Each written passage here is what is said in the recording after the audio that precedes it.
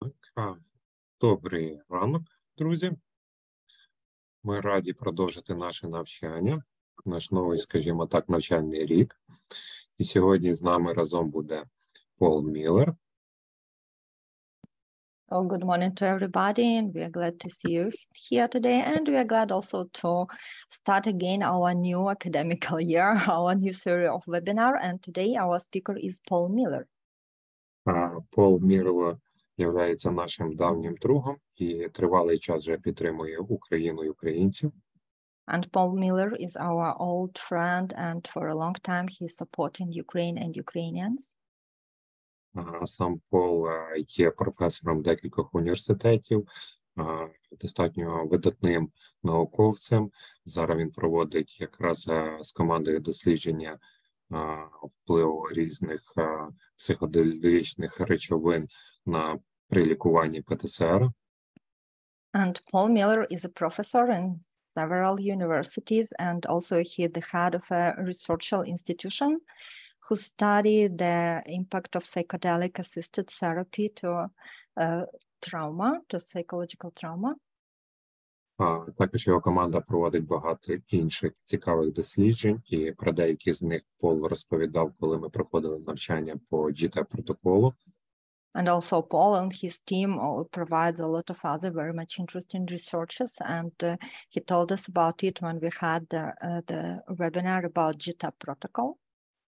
Пол є тренером по МДР і написав досить такий цікавий і популярний посібник по МДР. Also, Paul is the EMDR trainer, and he is the author of a very popular and very much interesting and useful manual for EMDR. Можна ще багато про Пола розповідати в галузі психіатрії і його, відповідно, роботи в цьому напрямку. And also we can speak a lot about Paul's psychiatrist occupation and his work in this field. Але ми надамо можливість йому згодом про це самому розповісти. But we will give him opportunity to speak by himself about this. А зараз скажемо ще декілька організаційних моментів. Вебінар буде записуватися, запис буде у вільному доступі. And now we will cover some organizational questions. So this webinar will be recorded and then it will be in a free access. Ми зробимо форму для тих, хто бажає сертифікати. Відповідно, сертифікати будуть. Це ми так запобігаємо на ті питання, які мають виникнути. And also to prevent some questions you may ask, we will create a registrational form. We will put it in chat. So those ones who would like to have a certificate for today, you can have it. Ми з вами працюємо сьогодні з 11 до 3, і в нас після 2 годин роботи буде перерва на 20 хвилин. And today we work from 11 to 3 p.m. And after 2 hours of work, we will have a break for 20 minutes. Ще одразу на правах реклами розповісти, що через тиждень у нас буде ще інший вебінар з Полом. And also the minute of advertisement.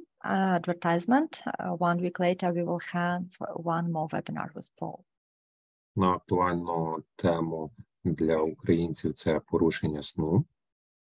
It will be about very actual theme for Ukrainians now about sleeping disorders.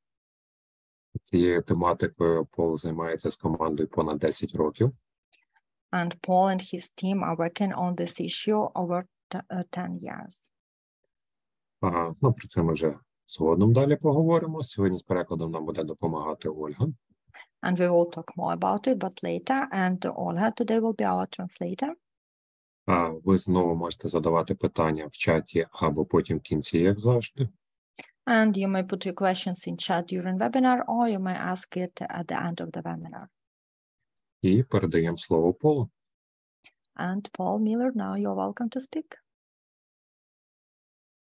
Hello, everyone. It's a very great pleasure to see you.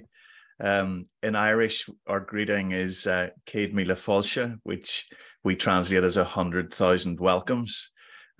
It's from our perspective in Ireland, and in the north of Ireland in particular, we describe ourselves as a community emerging from conflict.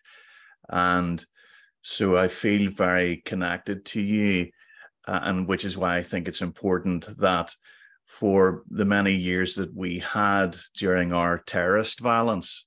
As therapists and as mental health professionals working to help our communities, we had to admit and accept that we were also traumatized. And so part of what I'll be talking about today will be also to remind you that it is important that you take care of yourselves.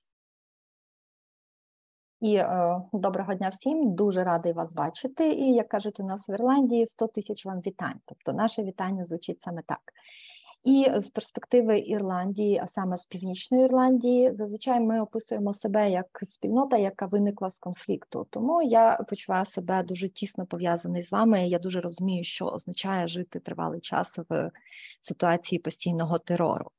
І я дуже радий бути разом з вами, такою спільнотою професіоналів з ментального та психічного здоров'я, але також хочу нагадати вам, щоб ви розуміли, що ми всі і всі, хто в таких обставинах перебуває, є також травмованими, тому треба не забувати і про турботу про себе. Тому деякі питання сьогоднішнього нашого вебінару будуть і про цей момент. So today I will be talking about neurobiology and how we can use what we know of neurobiology to understand trauma therapy. І сьогодні я буду говорити про нейробіологію і про те, як ми можемо використовувати наші знання з нейробіології для лікування травми. It's a great pleasure to be working again with Vladimir and his team. And there are lots of faces, but I also see some colleagues from the trauma world, including Victor Kudryshchev as well. So welcome to those of you who haven't spotted yet as well. You're very welcome. Я надзвичайно радий знову працювати з Володимиром та його командою, і також бачу дуже багато знайомих облич, і дуже радий бачити обличчя людей з світу терапії травми, зокрема Віктор Кудрявцев. Добрий день вам. І також добрий день всім тим, хто тут є, з ким ми знайомі, але кого я зараз не бачу на екрані. I'm now going to start sharing my screen so that you can hopefully see my slides. Зараз я хочу показати вам презентацію, ділюсь екраном, сподіваюся, що ви всі побачите мої слайди.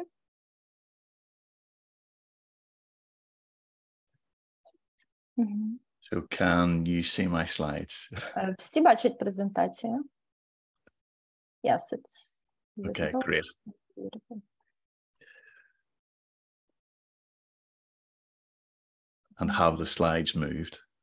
Yes. Okay, great. So this slide is an important one for us to start with because we are a very varied group of clinicians with many differing levels of experience and skills. І дуже добре би почати саме з цього слайду, тому що ми з вами є великою групою клініцистів, які мають дуже різний рівень досвіду та навичок. Always walk through life as if you have something new to learn, and you will. І це цитата Вернона Говарда. Завжди йди по життю так, ніби ти хочеш щось нове дізнатися, і ти дізнаєшся. Some of you today will hear new things. І дехто з вас сьогодні почує щось нове. For others, you may not hear new things. However, sorry, go ahead. Ну, а інші, можливо, не почують нічого нового. However, I invite you to hear those things in a new way. Але тоді я запрошую вас почути ті речі, які ви вже знаєте, але по-новому. So energetically, I invite you now to intentionally take on the position of a learner. І тому дуже вас прошу зараз зайняти позицію того, хто вчиться, учня. I have recently been learning and being taught how to become a psychedelic assisted psychotherapist. І я недавно вивчив, як бути терапевтом, який займається психоделічно асистованою терапією. And so the teacher has become the student. Тобто я був в ситуації, коли вчитель стає студентом. The story is told of the master who developed the martial art of judo. І цю історію розказав мені мастер, який винайшов і розвивав бойове мистецтво дзюдо. When he was buried, he asked his students to bury him not in the belt that represented his high rank, but to bury him wearing the belt that represented the lowest rank. І коли він вже готувався до похорон, він попросив своїх учнів поховати його не в поясі вищого рангу, а в поясі найнижчого рангу. And he told his students that he wanted this because he wanted people to remember him as a learner, not as a master. І він пояснив своїм учням, що він хоче, щоб люди запам'ятали його як учня, а не як викладача, мастера. So this is the same energy I invite all of us to hold today. І тому я запрошую вас всіх приєднатися до сьогоднішнього вебінару саме з такою енергією. This slide shows one of the famous Menninger family of psychiatrists, William Menninger. На цьому слайді ви бачите одного з дуже знаменитих керівників психіатрії, Вільям Менінгер. In this slide, you see him wearing the uniform of a brigadier general of the American military. І тут ви бачите його в уніформі командира армії Сполучених Штатів. He is the author of a document called Medical 203. І він є автором документа, який називається «Три медичних інструменти». Can you please speak once again the name of the document? Medical 203, 203. Ні, вибачте. Медичне 2.3. 203. This document was written and published in 1946. І цей документ був написаний та виданий в 1946 році. It represents the medical model of diagnosis of mental illness. І цей документ, він взагалі представляє собою набір для діагностики розладів психічного здоров'я. And one of the things I want to talk about today is, rather than us taking a medical model which focuses upon diagnosis, I want us to think about a trauma model for understanding mental disorder. І сьогодні я хочу говорити з вами в ключі сприйняття травми не з позиції медичної моделі, яка більше сприймає це як певний виставлений діагноз, а з позиції саме моделі травми. There were two brothers, of which William was one.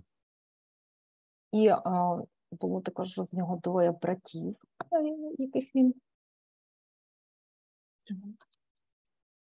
Sorry, did you ask a question? No. Sorry. So we're going to talk about the other brother now, who actually was an abolitionist in regard to diagnosis because he thought it was not sufficient for explaining how individual each person expressed mental illness. Двоє братів, з якими він в принципі, воював на ці теми, і один з його братів говорив про те, що ніби не треба так сильно звертати увагу саме на медичну модель, тому що самого діагнозу є недостатньо для розуміння того, що відбувається з людиною. This slide tells us that the word trauma in Greek means injury or wound. І цей слайд говорить нам про те, що з грецької мови саме слово травма означає рана або ушкодження. We may summarize the trauma model with the following phrase. І я думаю, що саму модель травми ми можемо підсумувати саме цією цитатою. You are not biologically broken. Ви не пошкоджені, не зламані саме біологічно. You are understandably disordered by what has happened to you. Але ви досить зрозуміло ушкоджені тим, що з вами сталося.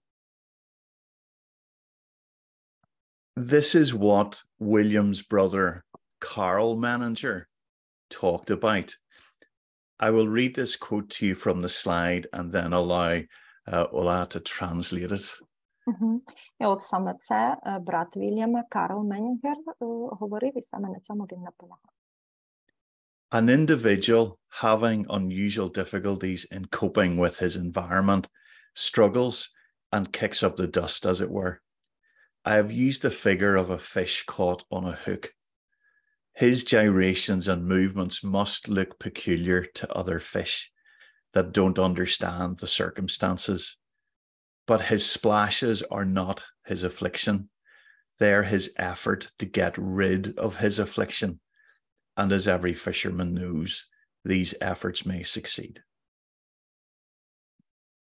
І у кожної особистості можуть бути певні незвичні труднощі в тому, як можна справлятися з тими стражданнями, які йому доставляє оточуюче середовище, і як можна з цим справлятися, тобто як можна далі йти по життю.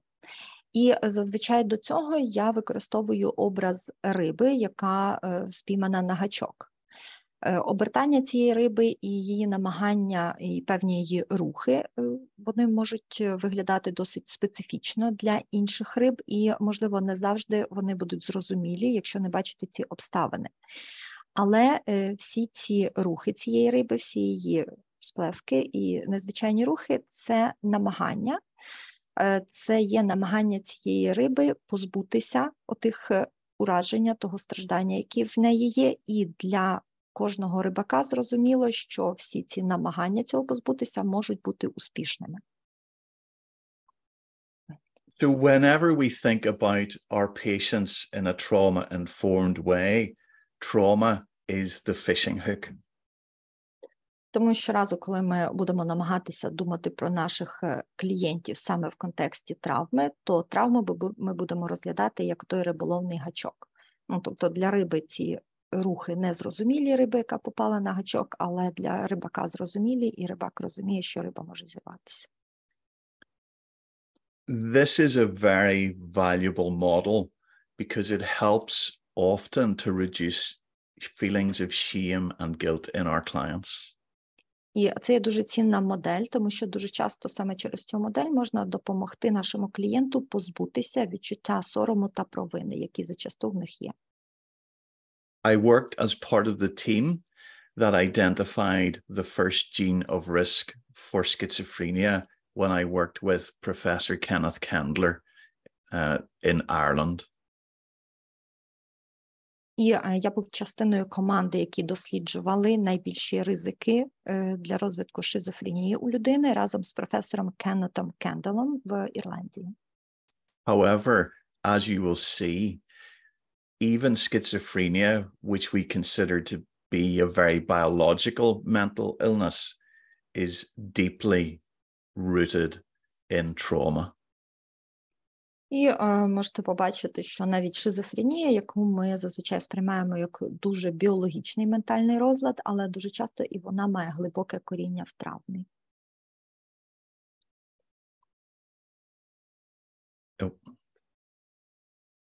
The author and psychiatrist Colin Ross has written several books about the trauma model. І автор і психіатр Колін Росс, вона написала декілька книг про модель травми. He is a Canadian psychiatrist who has worked in Texas for many years. І це канадський психіатр, який працював багато років в Техасі. I recommend his books to you. І я рекомендую вам почитати його книги. You will see from the slide that he makes these two comments about the trauma model. І на цьому слайді можете побачити кілька його коментарів про модель травми. Firstly, the trauma model emphasizes the importance of addressing and resolving trauma using therapeutic interventions, which will result in a long-term healing and recovery. По-перше, модель травми наголошує на важливості того, що треба звертатися і вирішувати саму травму в терапевтичних інтервенціях, які в подальшому призведуть до зцілення та відновлення саме в довготерміновій перспективі. And secondly, it challenges the idea that psychiatric symptoms are only due to biology or genetic factors. Ну і також ця модель, по-друге, кидає виклик ідеї того, що всі психіатричні симптоми є унікальні саме і мають в собі лише біологічні або генетичні фактори. And so this reminds us as trauma-informed therapists the significance of considering the influence of past trauma on an individual's current mental state. І тому для нас, як для травмоінформованих терапевтів, це говорить про важливість того, що треба приймати до уваги вплив минулих травм на ментальний стан ментального здоров'я людини в сьогоденні. Again, it is important that we remember that the influence and expression of our genetic code is related to what happens to us as individuals. Ну, і знову ж таки, треба ще усвідомлювати, що вплив та ступінь прояву нашого генетичного коду також залежить від обставин, від можливостей, які йому надані. Decades of genetic epidemiological research has not yielded a direct therapeutic benefit after billions of dollars. І всі дослідження генетичні, епідеміологічні, вони не підтвердили впливу, таких великого впливу і великої користі в своїх дослідженнях, навіть після того, як витрачені на них були мільйони доларів. Repeatedly, research has shown us that the most important factor is the quality of the therapeutic relationship. І повторювані дослідження показали нам знову і знову, що дуже важливим фактором є, власне, якість терапевтичних стосунків. So, if you can see yourself on the screen in front of you, I invite you to remind yourself that you are the most important therapeutic agent.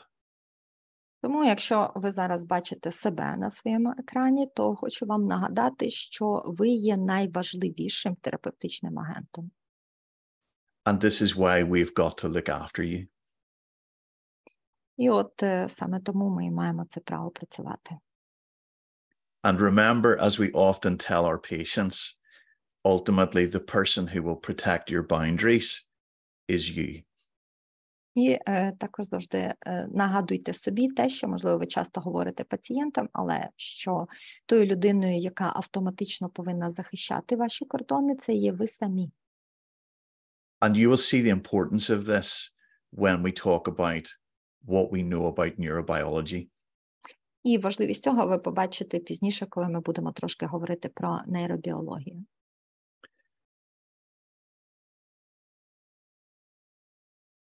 To illustrate the importance of trauma and a trauma-informed method, I'm going to use this slide to talk about psychosis, which is often considered the most biological of mental states.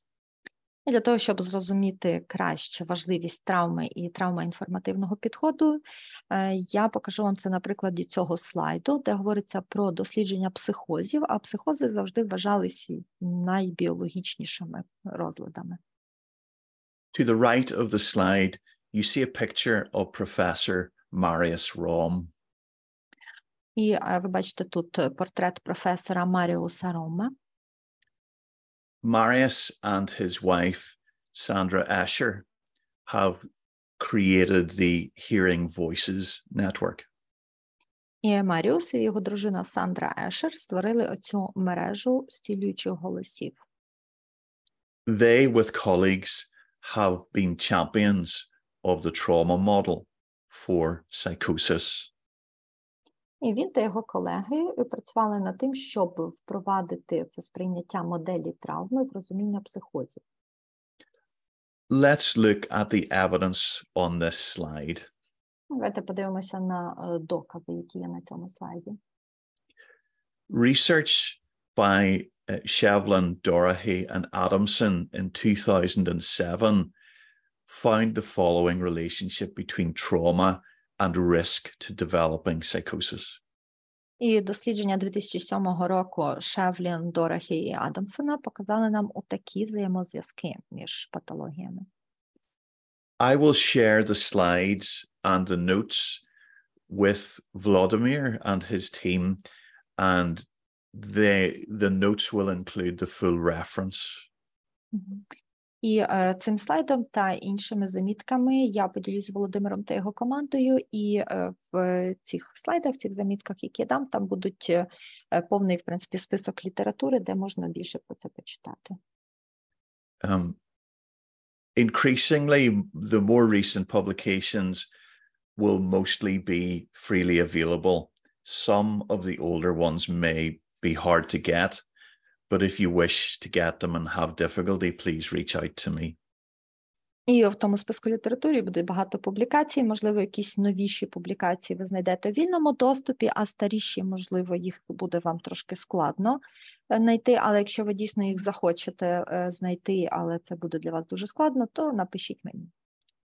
This first piece of research relates to Northern Ireland and was reported in 2007. І перша частина цього дослідження проводилася в Північній Ірландії, і результати були опубліковані в 2007 році.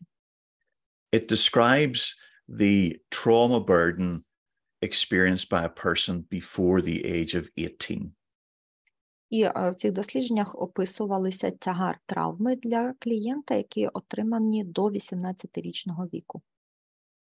For a person who had experienced 3 traumatic events before the age of 18, люди, які пережили до 18-річного віку 3 травматичних події, their risk of a pathology level psychosis, one which means they have to come and see someone like us, is increased by 18 times. то для таких людей ризик розвитку психотичної патології, тобто вірогідність зустрічі з одним з нас, як спеціалістів, підвищується у 18 разів. For someone who has 5 traumas, that risk is increased by 193 times. А для тих, хто до 18 років пережив 5 травм, такий ризик підвищується в 193 рази. This represents a dose-response relationship. In other words, the higher the trauma burden, the higher the risk to developing a pathology-level psychosis. Тобто ці дослідження показали дозозалежний взаємозв'язок між травмами і розвитком патології. Тобто, чим більший тягар травми має людина, тим більший у неї ризик розвитку психотичної патології. Professor Marius Rom and his team, working internationally, has replicated this dose-response relationship around the world. І професор Маріос Ром та його команда, вони в подальшому проводили ці дослідження для того, щоб побачити їх відповідність до популяції в різних частинах світу. You will see in later slides that same relationship with risk to mental disorder is described by Vincent Felitti and his team working on adverse childhood events. І схожі результати його досліджень ви можете побачити також в дослідженнях Вінсента Феліті, який досліджував несприятливі травматичні події дитячого віку. My colleague Susie Colbert has completed a study looking at her population with psychosis being treated in a community mental health team in England. І моя колега Сюзі Колберт саме закінчила дослідження рівня розвитку психозів в популяції її населення. в взаємодії з спільнотою, які сприяють охороні ментального здоров'я в Англії. They identified that 100% of their caseload described a trauma burden. І в своєму дослідженні вона показала, що в 100% респонденти її дослідження описували наявність травми. And they described the average trauma burden as being 2.7. І в середньому цей рівень тягара травми серед людей, які приймали участь у її дослідженні, є 2,7. I always find it amusing when people report fractions of a trauma, because a fraction of a trauma is like being a little bit pregnant. І я взагалі захоплююсь людьми, які так діляться своїми спогадами про те, як травма на них вплинула, як травма їх ніби надломала, тому що взагалі перенести травму – це як бути вагітною. So we think about trauma and we recognize it is important. Camo Dononico reported in 2022 that the relationship between trauma and psychosis was so important that therapists ought to identify a trauma lens through which they understand their patients. Тобто ми розпізнаємо травму, ми розуміємо її важливість, і у 2022 році дослідження Кампо-Доніко показали важливість взаємозв'язку між травмою та психозом. Тобто ми можемо сказати, що така лінза травми є певним підґрунтям для розвитку психозу. I'm glad Olga could pronounce that surname better than me. Я радий, що бачу, Ольга вимовляє всі ті прізвища краще, ніж я. They make the following 4 points relevant to us as clinicians. І в своєму дослідженні вони виділили 4 наступних висновки, які є досить важливими для клініцистів. First of all, having a trauma lens is felt to be very important by our patients, clients, service users, however you refer to them.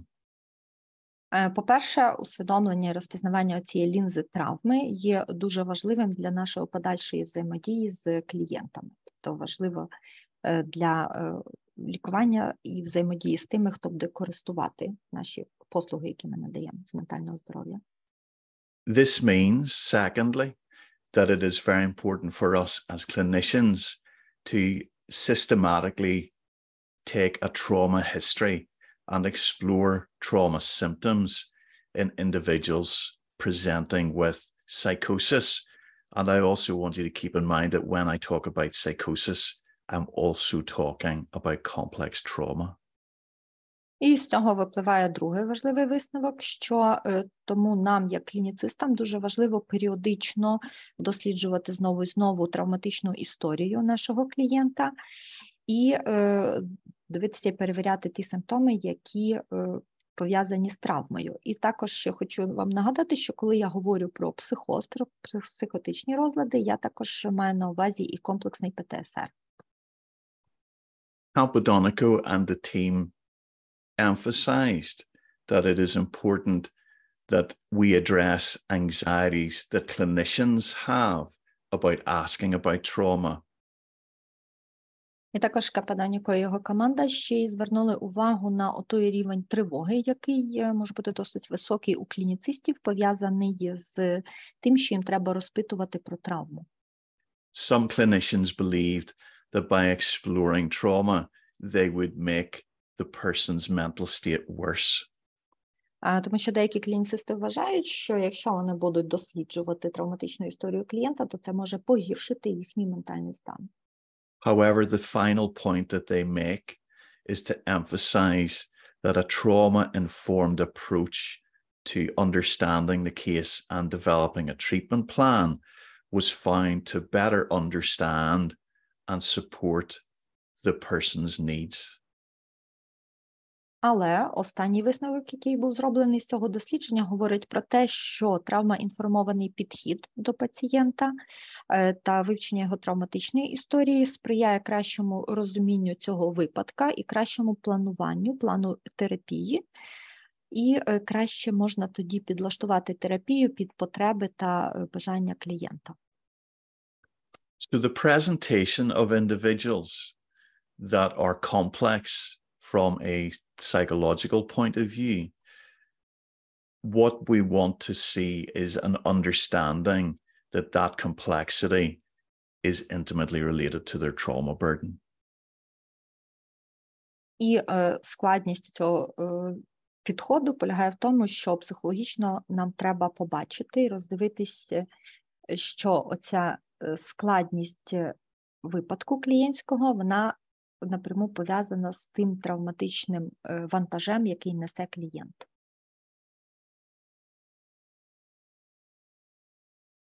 So this is the title of my book. And whenever we look at the book, I want you to consider that we're also talking about complex trauma.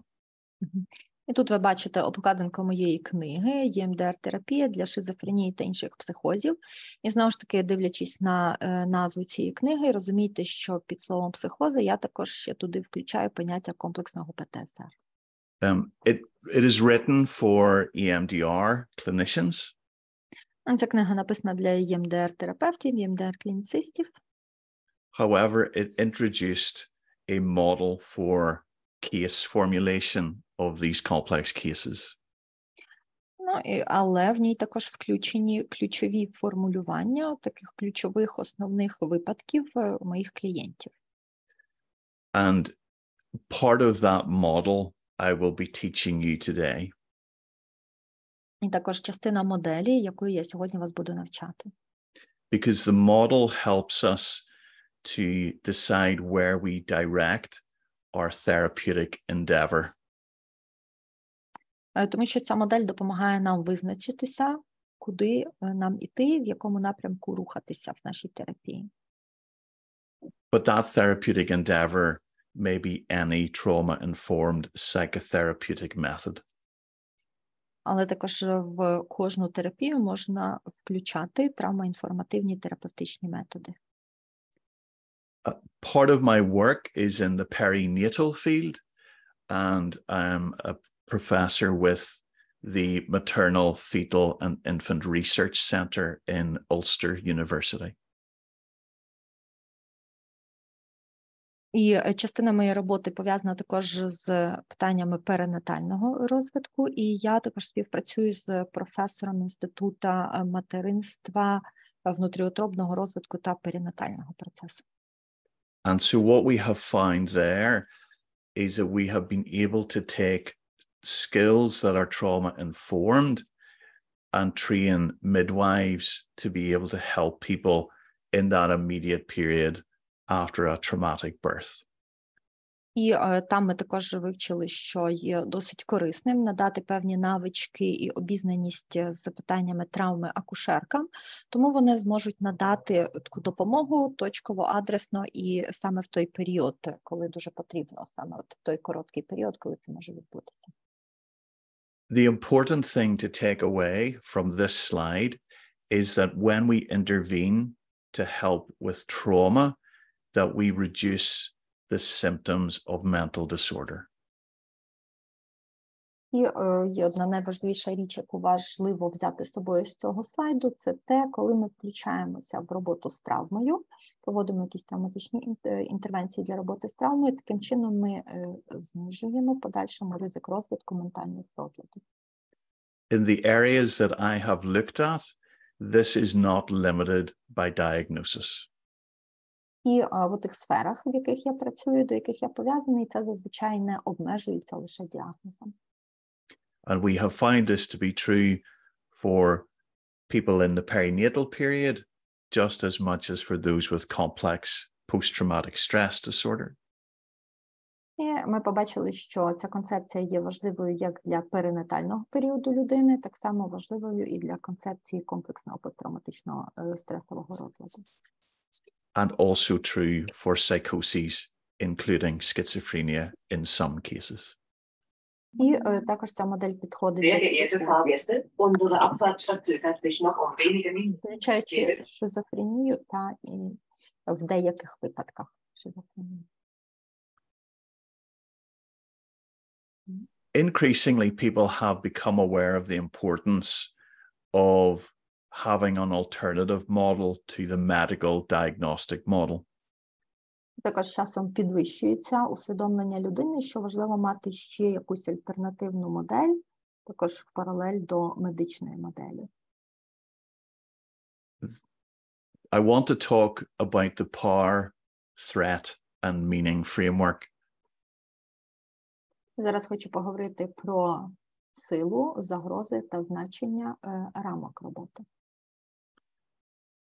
This is a relatively new conceptual framework which was developed by the British Psychological Society. Це така нова альтернативна концептуальна робота в певних рамках, яка була розроблена Асоціацією британських психологів, британською спільнотою психологів.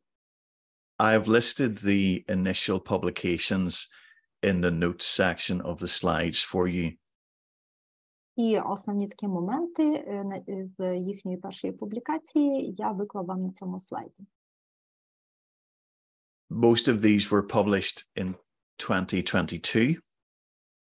І більшість з їхніх робіт були видані в 2020-2022 роках. One of the titles summarizes the special publication, and the title was Moving from What is Wrong with You towards What Has Happened to You. І назва однієї з публікацій є «Рухаємося від питання, що з тобою не так, до питання, що з тобою сталося». This is very important to keep in our minds in a talk about neurobiology. І оцю назву дуже добре завжди тримати на увазі, коли ми будемо говорити про нейробіологію. Because initially, the biology of mental illness focused upon the genetics of these disorders.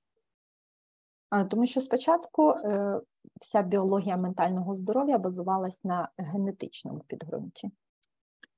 Prior to that, the focus was upon what happened to individuals who had received damage to certain parts of their brain. А в подальшому вже фокус змінився до того, чи почав розширюватися ще в сторону того, а що сталося з конкретною особою, як саме відбулося пошкодження окремих частин її мозку.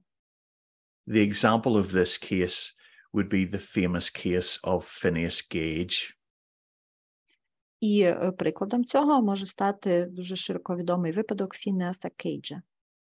Phineas Gage was a railway worker who was injured when a tamping iron was driven up through his skull, but he survived. І Фінеас Кейдж, він був працівником залізниці, і він лагодив залізничні шляхи, коли оцей кілок, який він забивав, він пройшов в нього насквозь через його череп, але він вижив після цього. Effectively, he underwent a prefrontal lobotomy. Ну, і можна сказати, що він пережив префронтальну лоботомію. His family, friends, and work colleagues reported a marked change in his personality. Але потім його друзі та колеги відмітили зміни в його особистості. Including being incredibly irritable and a reduction in the normal inhibition we would expect in an individual in social circumstances. І в основному він став надзвичайно дратівливим, і його поведінка була такою дуже неочікуваною до певних обставин соціального світу. However, there are severe limitations to understanding brain function in this way. Ну, але разом з тим було недостатнє розуміння обмежень функціонування мозку в цьому напрямку. So this framework invites us to move away from what is wrong with you, i.e., how is your brain broken or how are your genes broken? Тобто ця концепція нас рухає від питання, що з тобою не так, до концепції, що з тобою сталося і як саме ти отримав ушкодження свого мозку. And as I state in the second statement on the slide, it views distress and mental difficulties as a response to adverse experiences. І також до питання, як ти отримав пошкодження своїх генів. Ну і наступне, що написано на цьому слайді, на чому хочу зупинитися, це про те, як саме дистрес впливає на наше ментальне здоров'я і як саме ці всякі негаразди, які людина пережила в життю, сприяють подальшому розвитку ментального нездоров'я.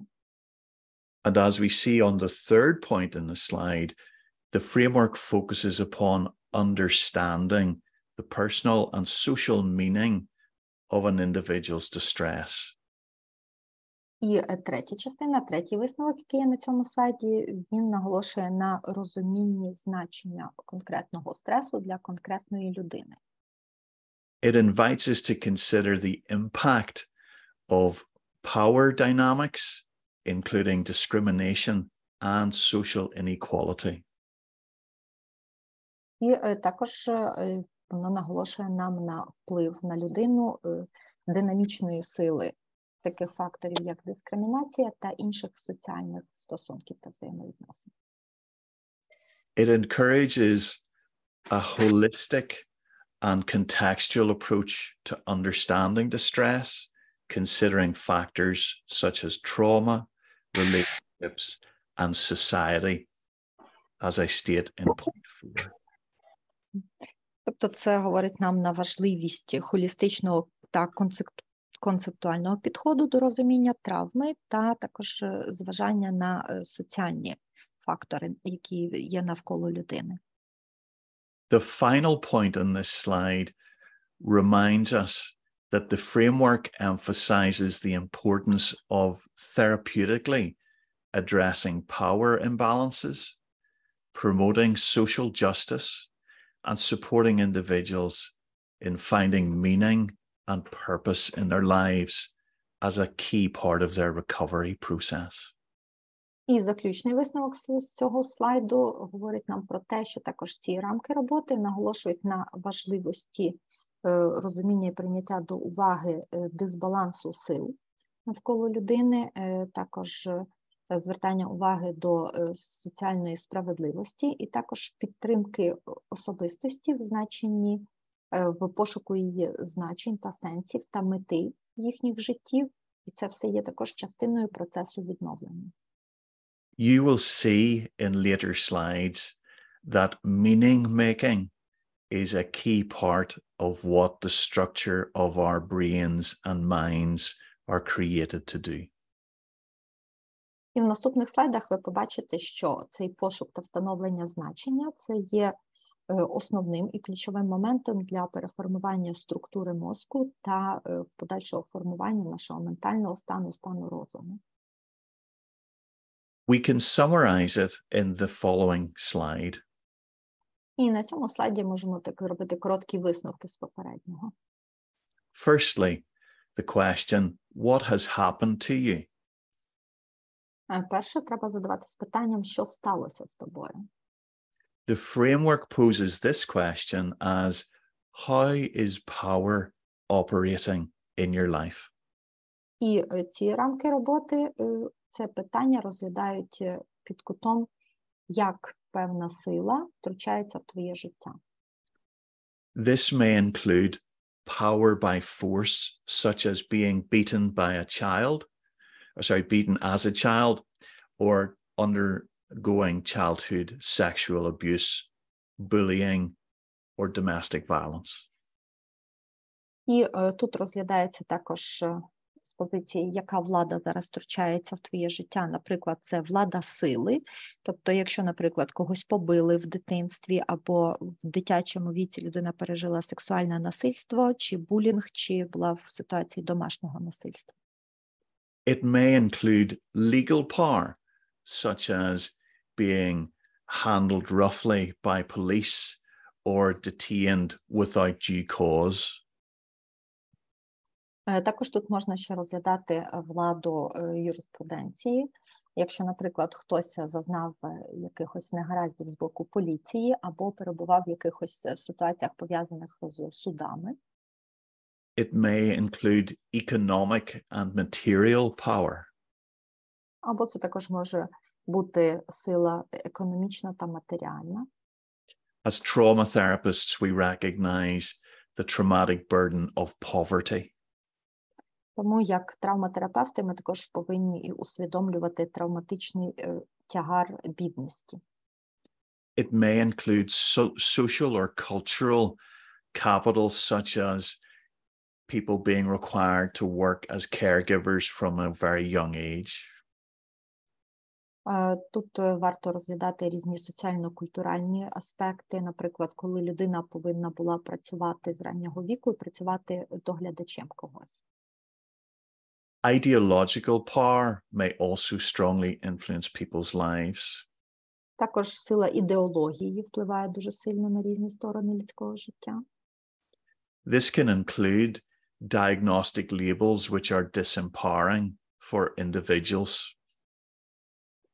Тут на діагностичному рівні також можна знайти різні процеси, які впливають негативно на особистість. Some models of care continue to express the statement that a person with schizophrenia lacks the capacity to understand the entirety of their illness. І також певні моделі турботи розглядають, наприклад, шизофренію як стан, який знижує спроможність людини розпізнавати рівень турботи про нього і рівень ставлення до нього з навколишнього середовища. And for you, of course, you're experiencing the ideological and interpersonal power of warfare at the minute in Ukraine. Ну, і також ви зараз теж можете розуміти, що ви також переживаєте ідеологічну та інтраперсональну силу через війну в Україні.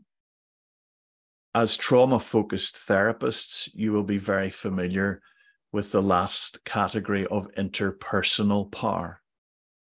І як травмофокусовані терапевти, ви, мабуть, добре знайомі з останньою частиною інтраперсональної сили. And this includes neglect, abuse in all its forms, abandonment, etc. І воно включає в себе зневагу, нехтування, аб'юз та всі форми цього. The next part of the model is threat, and that is represented by the second question on the slide. How did it affect you? І друге питання на цьому слайді, воно вже відноситься до частини загроза.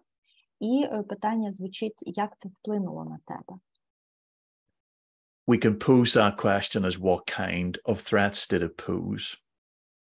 Тут ми можемо формулювати питання стосовно того, які саме загрози на тебе вплинули. Some examples of this would be the experience of abandonment and rejection by loved ones, affecting a person's ability to regulate their emotions. Ну, тут, як приклад, можна розглянути, наприклад, відчуття залишеності та покинутості, коли від вас відвернулась ваша кохана людина, і це, в свою чергу, також знижує здатність людини регулювати свій емоційний стан. The third question that helps us to look at this model is what sense or what meaning did you make of it? І наступне, останнє, третє питання, яке допомагає нам краще зрозуміти цю модель, це питання, які змісти, які сенси ти цьому надав. Again, our lens is what is the meaning of these situations and experiences to the person rather than what it means to us or what we believe it means to us as a therapist. Ну, і знову ж таки ми повинні це розглядати через лінзу того, які саме значення цій ситуації надає клієнт. Тобто, що це значить для клієнта, а не для нас, або що ми думаємо, що це може значити для нас. Тобто, тільки що це для клієнта. So in this next slide, we see that the threat response is actually an attempt to adapt. І на цьому слайді ми бачимо, що наші відповіді на загрозу насправді є нашими намаганнями адаптуватися до неї. I'll allow Olha to read through some examples from the ones that I list on the right hand of the slide. Ну і так, наприклад, там є цілий список прикладів, але візьмемо лише 3. Наприклад, коли людина переживає слухові галюцинації, тобто чує голоси. Або, наприклад, коли людина відчуває деперсоналізацію чи дереалізацію. Або коли людину турбують флешбеки, які стосуються травматичної події в минулому. So only 3? Or all of them? Oh, no, don't read all of them. Just a few examples. So the important thing for us is that as we look at what our patients are presenting with, being suspicious or paranoid is simply their attempt to adapt. Тобто нам потрібно розглядати те, що нам показує клієнт, як він проявляється перед нами, особливо якщо він, наприклад, є з якимись підозрами чи з параноєю. Ми повинні це розглядати просто як його намагання адаптуватися. So if we go back to our example of the fisherman, these examples are the fish thrashing about. Тобто, якщо ми зараз повернемося до того нашого прикладу з рибалкою та рибою, то оцей процес є саме той момент, коли риба намагається якось розімкнути свої щелепи, коли вже закотнула гачок. And as a person moves into recovery, we can help them to understand that these have been a potentially helpful force rather than something to be ashamed of. Ну і потім пізніше, коли вже людина буде наближатися до виходу, до зцілення, до відновлення після цієї ситуації, ми цій людині пояснимо і допоможемо зрозуміти, що те, що з нею відбувалося, це були певні намагання знайти якийсь вихід з цієї ситуації. This meaning making is at the center of what our brain mind system is created to do. І оцей момент надання змісту – це і є центром того, що наш розум, наш мозок, наша система намагається створити. And the key thing that we do as therapists is to share the idea that trauma is relevant. І основне, що ми як терапевти маємо робити, це розділити з клієнтом ідею, що травма є певною відповідною до нього. This quote by Khalil Gibran, if he is indeed wise, he does not bid you enter the house of his wisdom, but rather leads you to the threshold of your own mind. Тобто, що травма для клієнта є актуальною і зараз. І на цьому слайді ви бачите цитату Халіля Гібрана про те, що якщо він насправді потребує мудрості, то він не піде з тобою разом в будинок твоєї мудрості, але проведе тебе на задній двор твого розуму. Тобто не забере в свою мудрість, а проведе тебе в твою власну мудрість. What the poet is reminding us here is that the ability to heal is in large part something within the patient already. Тобто цією строчкою цей поет намагається нам нагадати, що найбільша частина того, що необхідно клієнту для зцілення, уже є в ньому самому. In other words, each person sitting in front of you seeking help has within them healing potential. Іншими словами, можна сказати, що кожна людина, яка сидить навпроти вас і просить вас про допомогу, шукає цієї допомоги, вона насправді має все, що йому треба, вже всередині себе. Many of us use the terminology therapist to speak about our identity in this field. І багато хто з нас називає себе терапевтом і таким чином представляє себе як особистість в цьому полі. This word of Greek origin comes from the word therapon. Але слово має грецьке походження, і воно пішло від слова терапон. And a therapon gives us a lovely metaphor of the positions we should hold when fulfilling that role of therapist. І саме це поняття, що таке був терапон, воно якраз добре нам заповнює те, як ми повинні розуміти свою позицію, будучи терапевтом. A therapon was a trusted advisor to the king. Терапон – це був такий довірений совітник короля. They have two key functions which are relevant to us as therapists. У нього було дві ключові функції, які, в принципі, підходять і нам, як терапевтам. In peacetime, they offered the king advice when it was asked of them. В мирні часи вони давали королю поради, коли до них зверталися за порадою. One of the things that is helpful for us to remember is that people do not give advice to kings if the king does not ask for advice. І тут, що важливо нам розуміти, це те, що ці люди не давали порад королю, коли король їх не питав про поради. This is helpful for us to remember to not give unsolicited advice because it can be an act of disempowerment. І тому нам дуже важливо розуміти, що також ми не повинні давати непрошені поради, тому що це може виглядати як така активна зневага до людини. Secondly, in war, a therapon became a king's close bodyguard.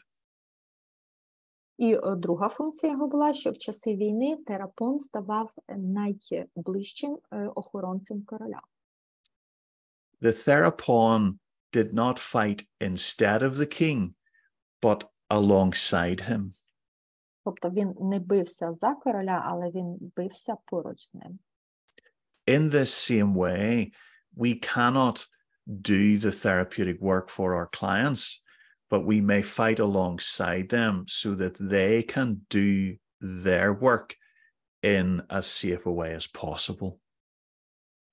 Тобто ми також не можемо зробити терапевтичну роботу за клієнта, але ми можемо воювати з ними разом, з ними поруч, і тобто вони зможуть тоді якнайкраще виконати свою роботу в цьому процесі.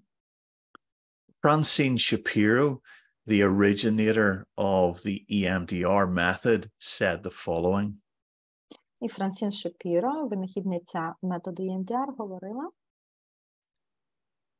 It is important to develop a healthy respect for the healing potential of people. Що дуже важливо встановити здорову повагу для того, щоб у людини був потенціал для зцілення. And to learn to be the facilitator of that healing.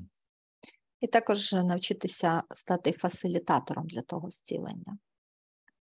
In my work with midwives, I often remind them that they are the example I give to my psychotherapy colleagues, that we are to be midwives of a healthy mind. І коли я працюю з акушерками, я дуже часто їм, як приклад, наводжу те, що я говорю своїм колегам, психотерапевтам, що всі ми повинні стати акушерами для психіки, для розуму. The midwife does not give birth to the child, Тому що акушерка сама не народжує дитину, but supports all the functions around that important birthing activity. але підтримує всі ті важливі функції, процеси, які необхідні для того, щоб дитина народилася. When we move into this relationship, neurobiologically, one of the first things that we are invited to do is to listen. І коли ми з вами вступаємо в ці стосунки, то нейробіологічно найперше, що нам треба зробити, це слухати. This slide shows the Chinese word ting, which means to listen. І оцей ієрогліф, він представляє собою китайське слово «тінг», яке означає «слухати». My colleague and perinatal mental health expert, shared this slide with me. Her name is Mara Tesler-Stein. І моя колега Мара Теслер-Штайн, яка є експертом з перинатального здоров'я, поділилася зі мною цим слайдом. In the Chinese language, their script represents concepts rather than simply being a series of letters. Тому що в китайській мові кожний іерогліф, кожне це написання, воно в себе включає певну концепцію, а не просто набір літер. I invite you to consider what it would be like for you to be listened to in this manner. Тому також запрошую вас уявити для себе, як би ви себе почували, якби вас вислухали відповідно до оцієї моделі.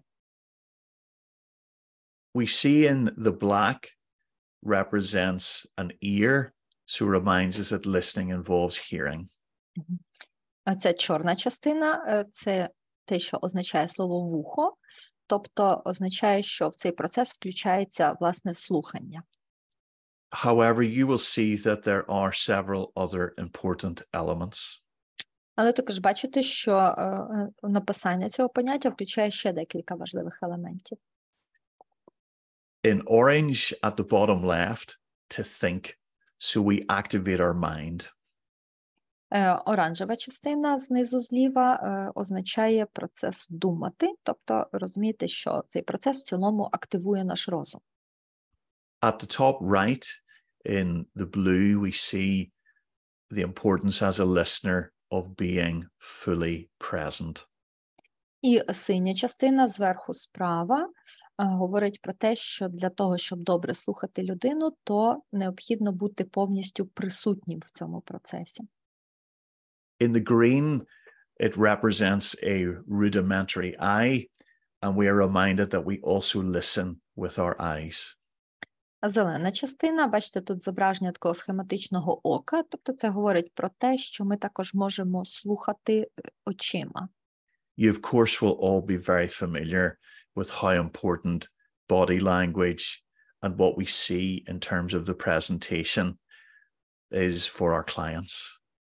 Ну, і я також думаю, що всі ви добре знайомі з поняттям мови тіла, і ви також розумієте, що важливо і спостерігати за тим, що ми бачимо, коли ми розмовляємо з клієнтом.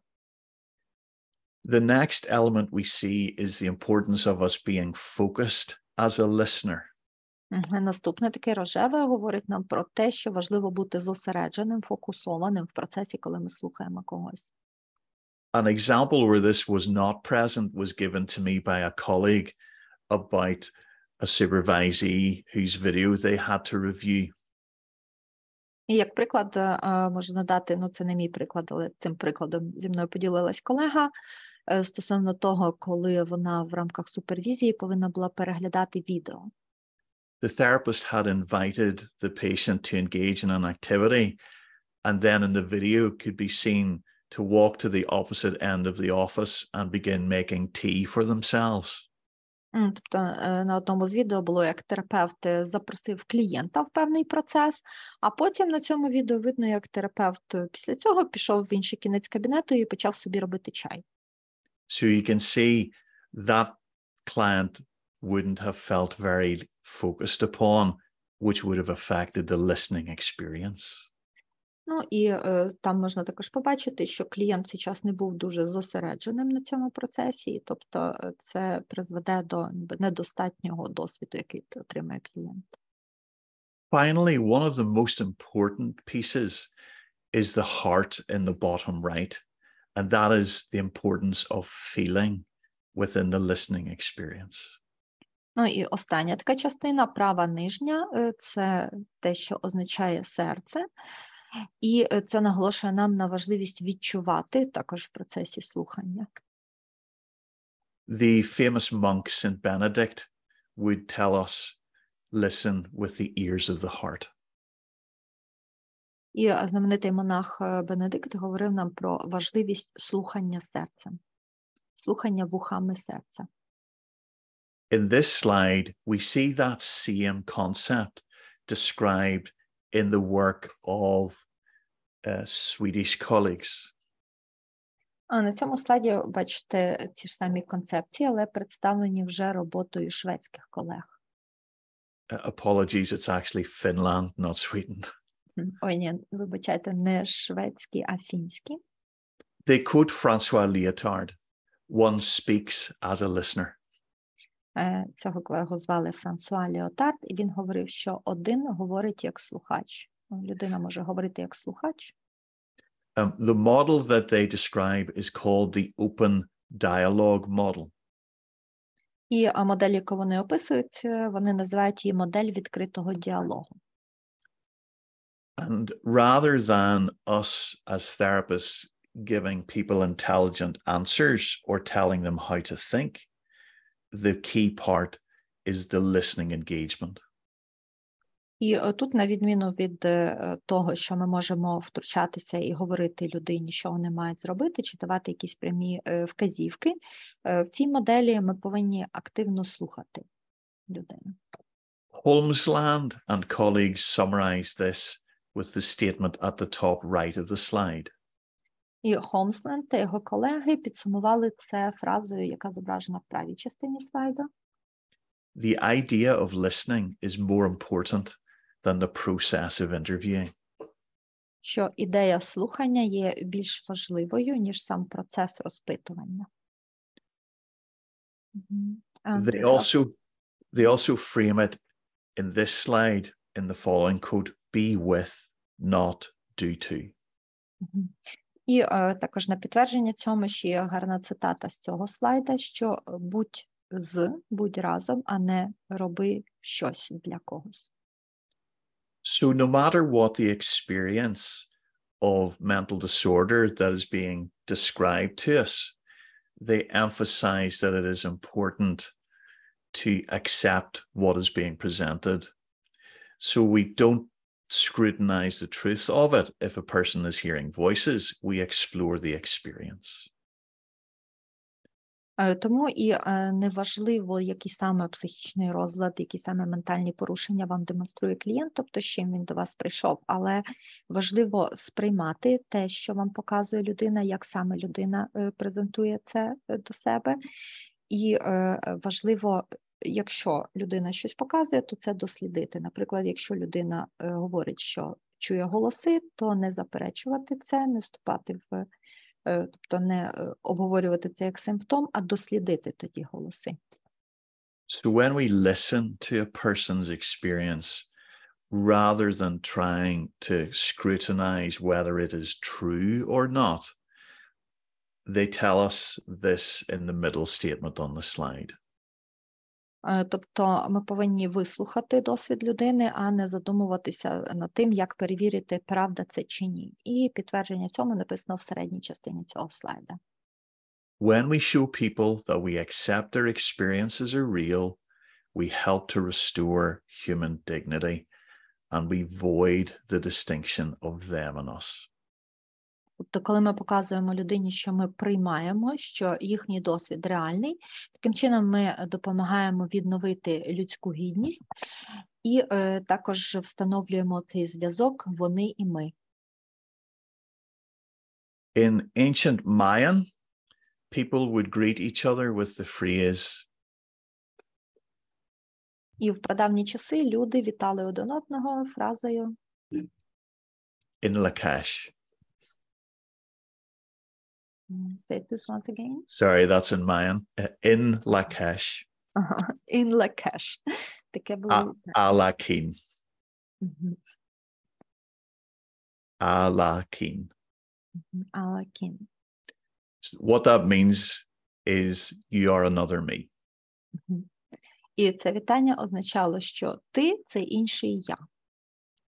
This reminds us that rather than being an entirely healthy, mentally well individual, that we as therapists also have our own burden of disorder. І це нагадує нам про те, що, будучи дійсно цілісною особистістю, цілісною незалежною особистістю, навіть ми як терапевти також маємо свій власний тягар травми. And it is from this place of authenticity that you will see neurobiology works. І от саме з цього місця я вам покажу краще, як працює нейробіологія. Language is a central part of this experience for the client and the therapist. Також мова є центральним важливим елементом оцього досвіду, який отримує терапевт і клієнт.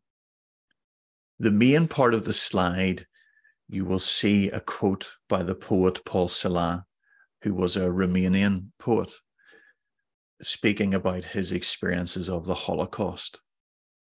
І в правій нижній частині слайду ви бачите цитату румунського поета Пола Мілера, який говорив про свій досвід, свої відчуття в процесі переживання Голокосту. This is a short quote which Paul tries to put into words his experience of that trauma. Це така коротка цитата, в якій він намагався вкласти весь свій досвід в прості слова. Only one thing remained reachable, close, and secure amid all losses: language. Yes, language, in spite of everything, remained secure against loss. But it had to go through its own lack of answers, through terrifying silence, through the thousand darknesses of murderous speech. It went through. It gave me no words for what was happening, but went through and could resurface, enriched by it all. І залишається лише одна річ, яка все є ще для нас досяжною, близькою і безпечною посеред всіх втрат. Це мова. Так, це мова.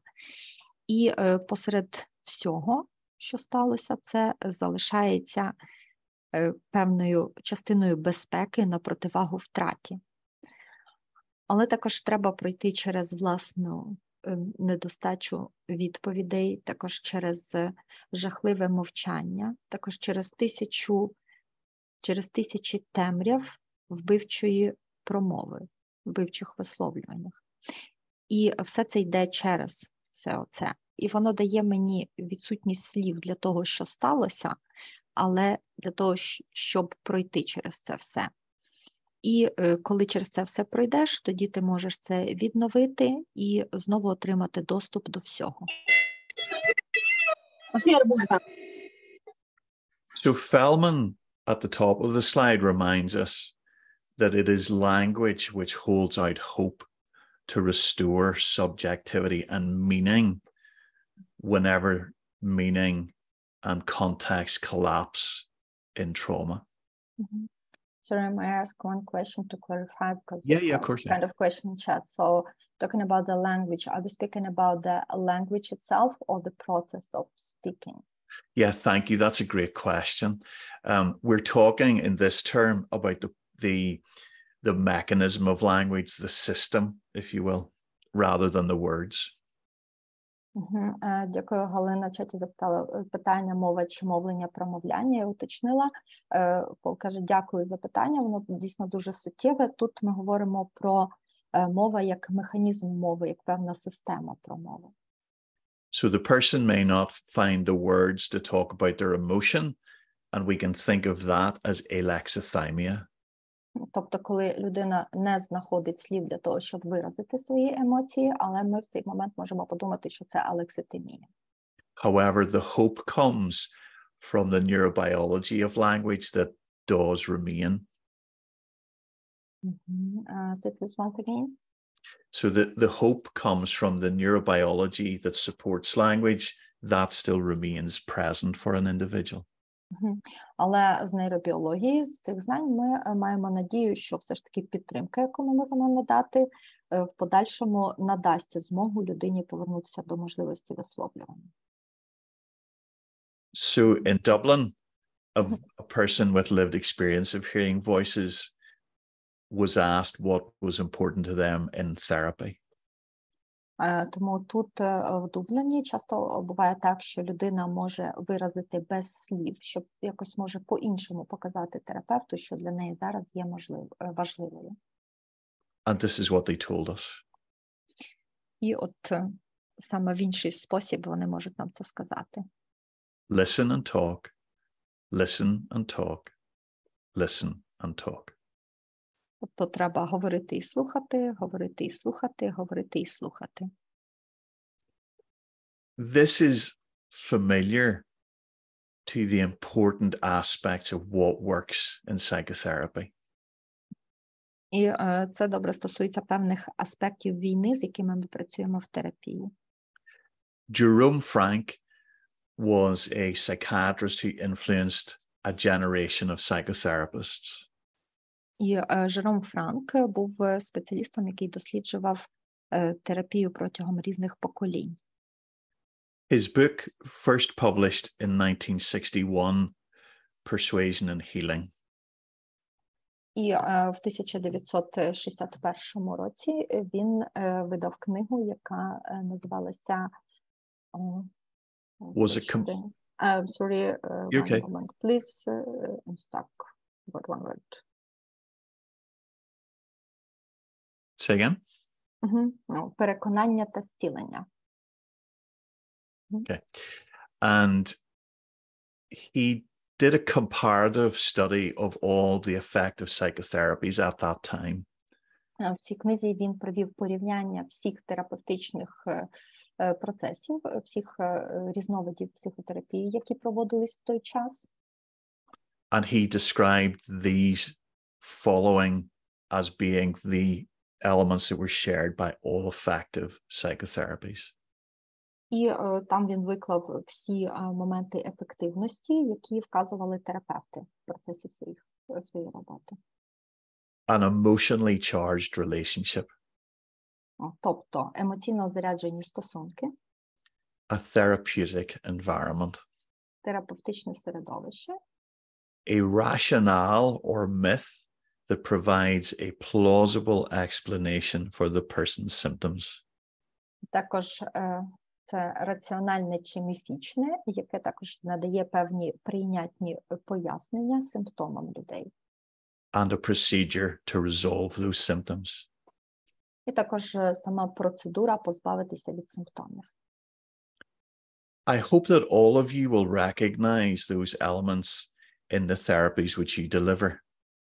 Я думаю, що всі з вас також розпізнають ці елементи в процесі вашого власного надання терапії клієнтам.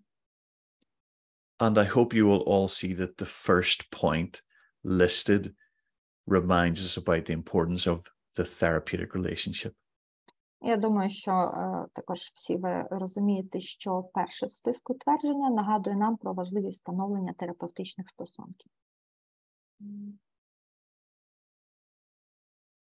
The ICON model was the model that I developed to help with case formulation in complex trauma cases. І модель ікон – це та модель, яку я розробив для кращої концептуалізації випадків в роботі з посттравматичним розладом. In modern terms, most of us think of an icon as the picture on the screen. І зараз в сучасних реаліях, коли ми чуємо слово ікона, іконка, то ми зразу думаємо про ці маленькі значки на екрані.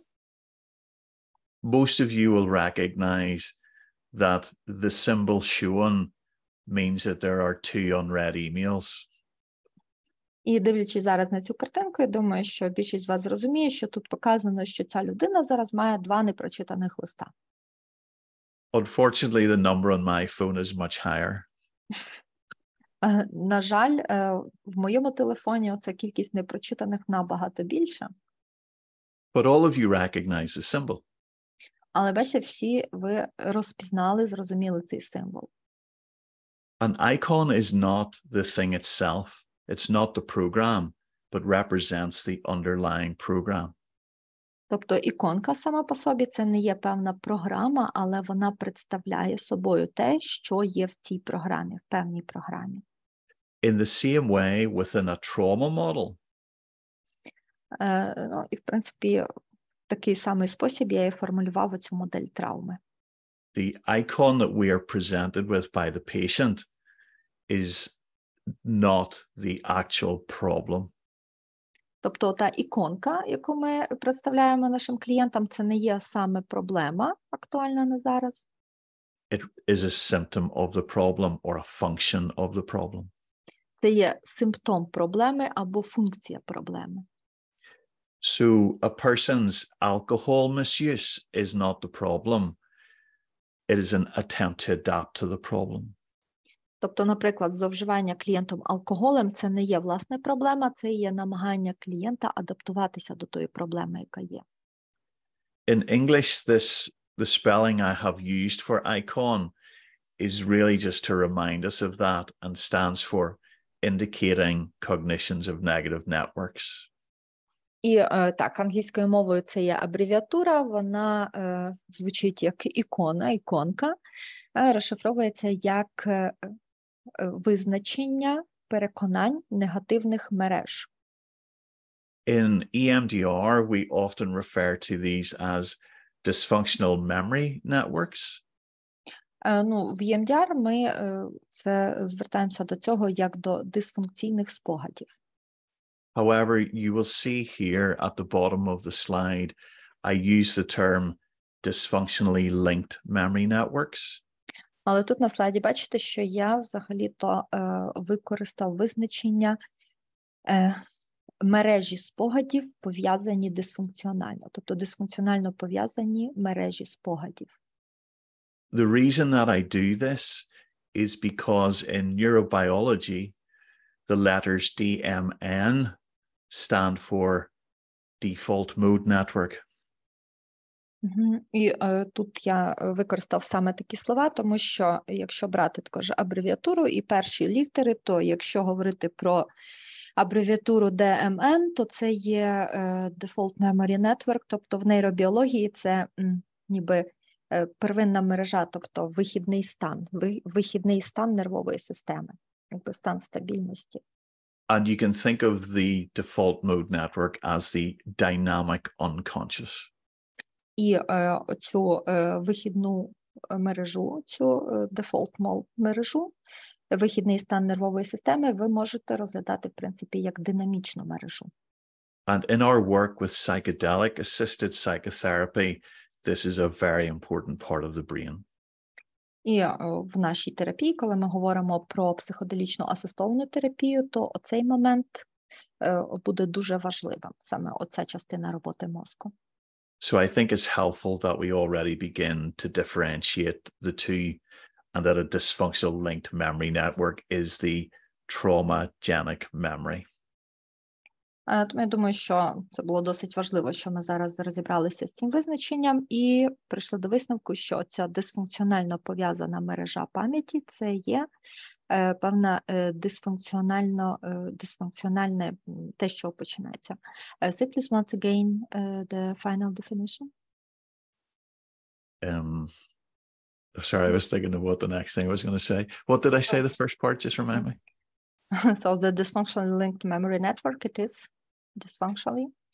Yes, so the dysfunctionally linked memory network, the key thing about it is it's a traumagenic. In other words, it's the thing that generates the trauma force. Тобто, що оця дисфункціонально пов'язана мережа спогадів – це є саме травмогенна мережа, і саме вона дає генез всьому, що в подальшому розвиває травма. This slide shows a very quick summary of the model, which I'll not spend too long on today. І на цьому слайді можете побачити такий короткий підсумок всієї моделі, так, щоб довго на ній не зупинятися зараз. Essentially, icon 1 cases are where the person tells us explicitly what that traumagenic memory is. І оця модель іконка, вона представляє нам зазвичай те, що нам імпліцитно показує людина як наслідки тої травми, які вона отримала. An icon 2 type of case is where we have to follow the affect bridge, the emotionality back to discover what the original traumatic event or events have been. От це, якщо ми дивимося на модель ікон 1. Якщо говорити про модель ікон 2, тобто в цьому випадку нам уже треба за емоційними містками йти, слідувати за людиною і шукати вже оцей корінь травми, тобто що стало причиною того, що сталося, що є з людиною зараз. And icon 3 is specifically looking at complex cases that involve voice hearing. І модель ікон 3 – це вже є модель для складних випадків, наприклад, коли людина чує голоси. And I'll talk a little bit about that later when we talk about neurobiology and scanning. Ну, пізніше ми про це поговоримо більше, коли будемо говорити про нейробіологію і сканування. Icon 4 is where we may not have the ability to identify the narrative of a trauma, but there is a gestalt, a feeling and felt sense in the body that is strongly related to the trauma. So it's very body focused. І ще є модель ікон 4. Це тоді, коли ми не можемо прямо визначити прямий наратив травми, але ми бачимо, що є певні гештальт-відчуття, тобто на сьогодення, і є felt sense, тобто що людина відчуває стосовно цього, тобто ми розуміємо, що все ж таки є якась травма. І це більше пов'язано з тілом, з соматикою людини. So we can think of the model as helping us to find where the ouch is, where does it hurt. Тобто оця модель допомагає нам визначити, де в людини ой, де в людини болить. When I was an emergency room doctor, if somebody fell down the stairs, the first thing we would be asking them is, where does it hurt? І коли я працював лікарем невідкладної допомоги, то коли, наприклад, людина впала зі сходів, перше, що ми робили, це ми питали, де болить. And this is very similar to what we do as clinicians psychologically. І, в принципі, це дуже схоже з тим, що ми, як клініцисти, робимо з психологічної точки зору. So I want us to link the psychological and psychodynamic with our understanding now of the neurobiology. І також хочу поєднати це психологічно та психодинамічно з нашими знаннями з нейробіології. This slide introduces you to the term neurodynamics. І на цьому слайді можете познайомитися з терміном нейродинаміка.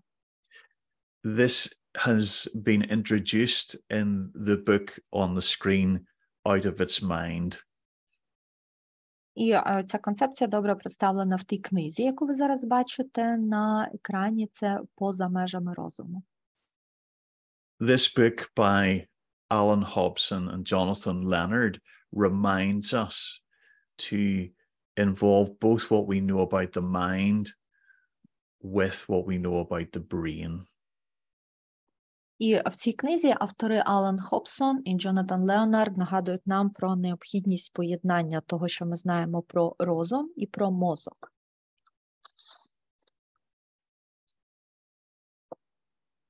Neurobiology is a vast field. І нейробіологія – це таке досить широке поле. So as we talk about it, I want you to keep this principle in your mind.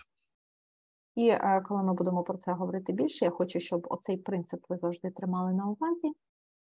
This quote is from Plutarch. Це вислів Плутарха. The mind is not so much a vessel to be filled as a fire to be kindled. Тобто, що наш розум – це не стільки посудина, яку треба наповнити, але більше це вогонь, який треба запалити.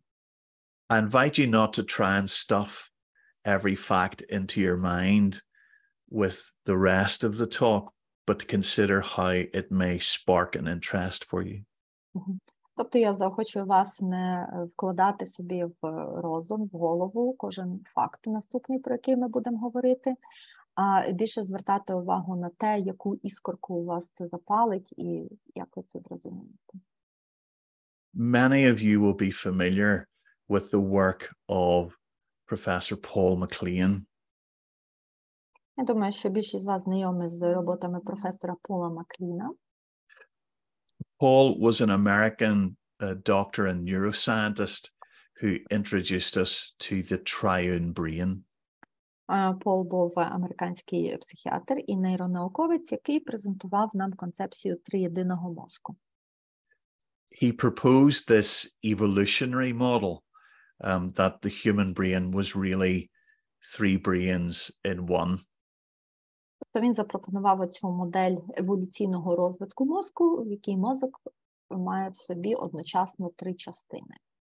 Imagine a person wearing three hats, one on top of the other. Тобто уявіть собі людину, в якої три серця одне над одним. Although from an evolutionary biology point of view, this is now felt to be an incorrect model. Але, в принципі, з такої еволюційної точки зору не можна сказати, що це зовсім неправильна модель. Because it is so useful from a neurodynamic point of view, his model continues to be used. І оскільки з нейродинамічної позиції, точки зору, ця модель є дуже корисною, і тому вона ще й досить так в досить широкому застосуванні. The most basic part of the brain that we can think of, first of all, is like a reptile's brain and is referred to as the reptilian brain. Тобто така найнижча основна частина мозку, про яку ми можемо думати, от що вона найпершою, це є так званий рептильний мозок, який по функціям схожий на мозок, власне, рептилії. We see it here on the slide in brown. І тут на цьому слайді, бачите, це така темна бордова найнижча частина. The most developed part of the brain is our neocortex. А найбільш розвиненою частиною мозку це є неокортекс. Also referred to as the neo-mammalian brain. І це також можна сказати, що це мозок нових савців. The part of the brain in between, he referred to as the limbic system. А між цими двома частинами знаходиться частина мозку, яку він назвав лімбічна система.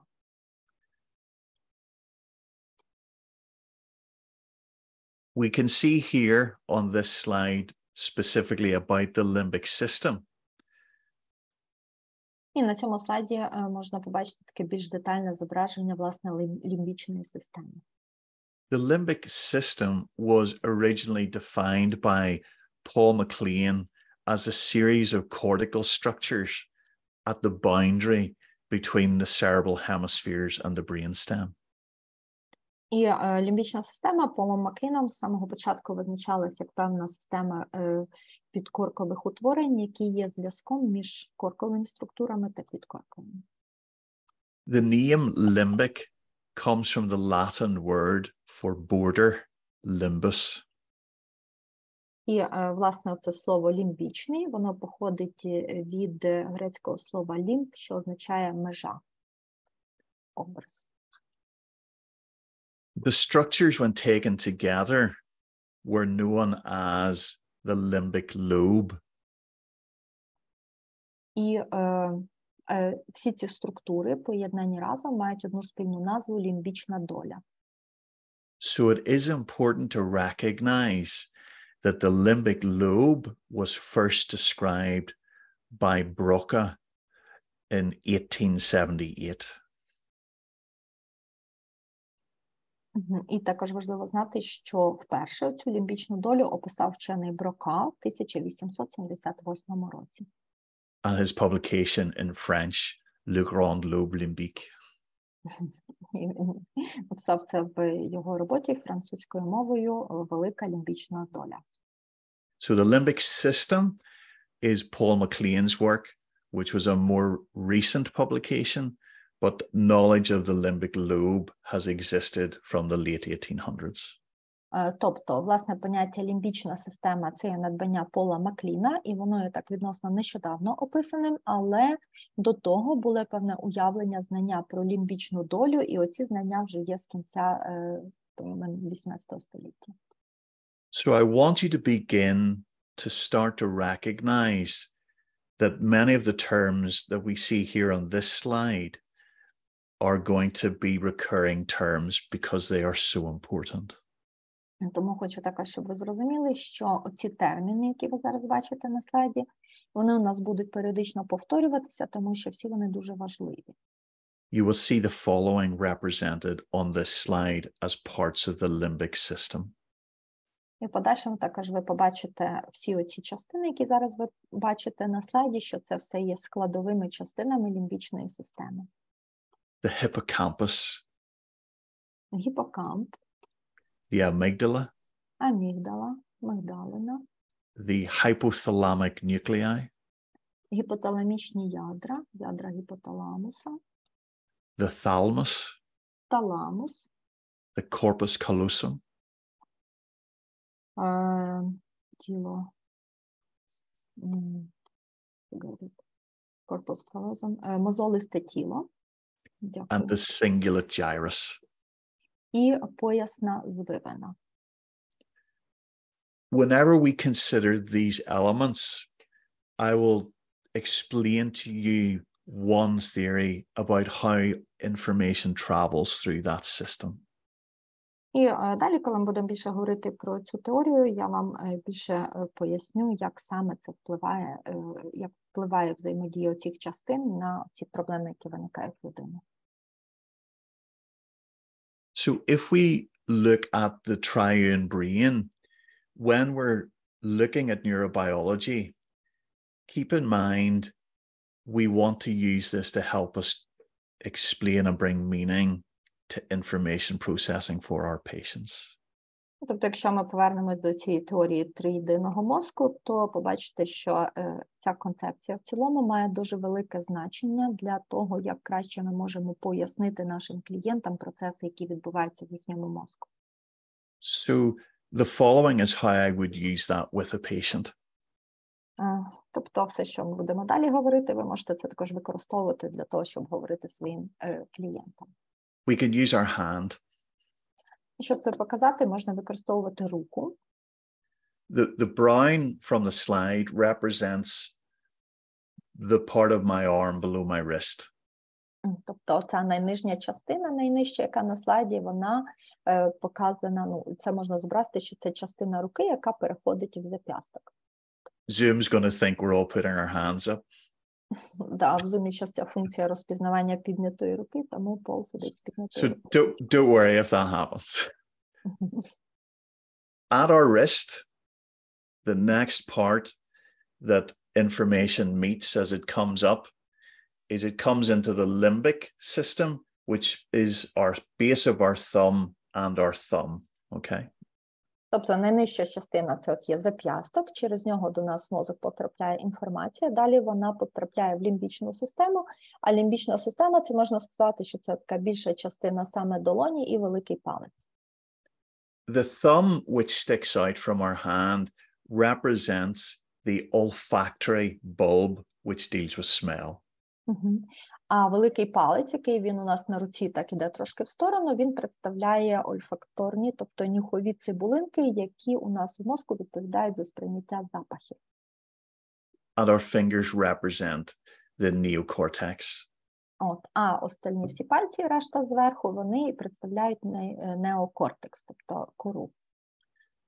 So imagine us making a journey into a building.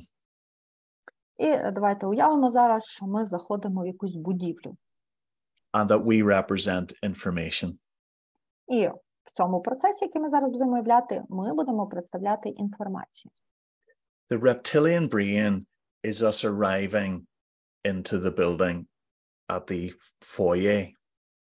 І отой рептильний мозок – це є те, що ми бачимо одразу, щойно ми зайшли в будинок, тобто фоє, хол. Imagine that there is a security post at that point. І уявіть, що ви туди заходите, а там є пункт охорони. First of all, we have to be placed in a single file to go through security. І тому найперше, що нам треба зробити, це ніби скластися в один конкретний окремий файл для того, щоб пройти через цю охорону. And that we then are led through one by one a security system that scans us for weapons. І далі ми повинні один за одним пройти через цю рамку охорони, яка стоїть у цих охоронців. like a metal detector. Що схоже на детектор металу. The metal detector is fairly simplistic. It just makes a noise if there is a metal, or does not make a noise if there is not. От, і оця рамка металошукача – це взагалі дуже проста конструкція. Вона просто видає якісь звуки, коли бачить метал, і не видає ніяких звуків, коли не бачить метал. It will not always be correct. Ну, також вона може не завжди правильно працювати. But it errs in the side of caution. Але вона також нам дає певні звуки, тобто насторожує нас в якісь моменти, коли є от якась підозра на небезпеку. Because it is better for there to be a false positive, somebody's metal bracelet, rather than a false negative, a weapon getting through. Тому що краще мати якусь певну ніби фальшиву тривогу і подумати, що хтось все ж таки проніс якийсь металеву зброю, якщо це буде не так, ніж якщо помилитися в негативному сигналі, тобто помилково пропустити якусь людину, яка все ж таки пронесе металеву зброю. And the security system of the brain is exactly the same. І оця система охорони мозку працює саме так. This security system in our model here sits at the wrist. І в нашій моделі, яку ми показуємо, то ця система охорони у нас знаходиться десь отут на руці, щоб показувати. The security guards are the thalamus. І ця система охорони на руці – це гіпоталамус. The amygdala is the metal detector. От, а мигдалина – це оцей металошукач, детектор. So whenever information is getting relayed through, the first decision that is happening in the mind is danger or no danger. Тобто будь-яка інформація, яка потрапляє до нас в мозок, перш за все, вона проходить обробку на предмет, це є небезпека чи це не є небезпека. If there is no danger, within the limbic system, an emotional label is added to the information.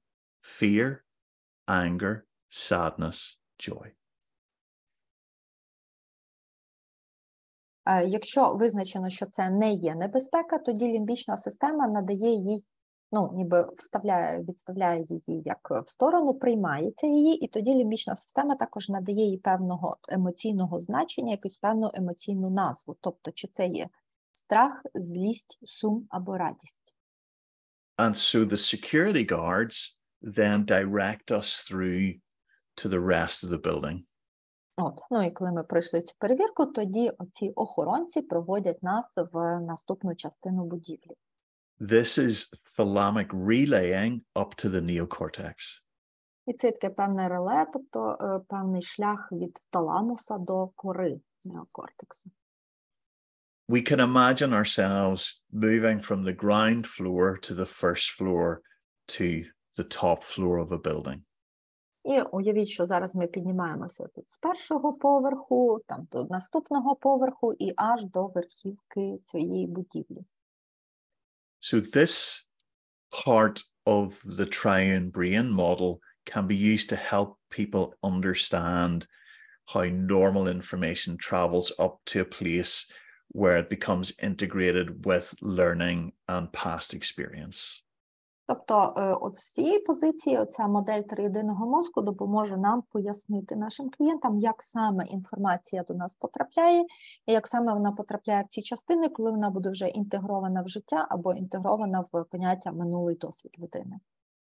The reptilian brain is dealing with data from the here and now primarily. І рептильний мозок в основному взаємодіє з поняттями тут і тепер, з тим, що є зараз. Це ніби як така основна функція. The limbic system is picking up the emotional energy of that data.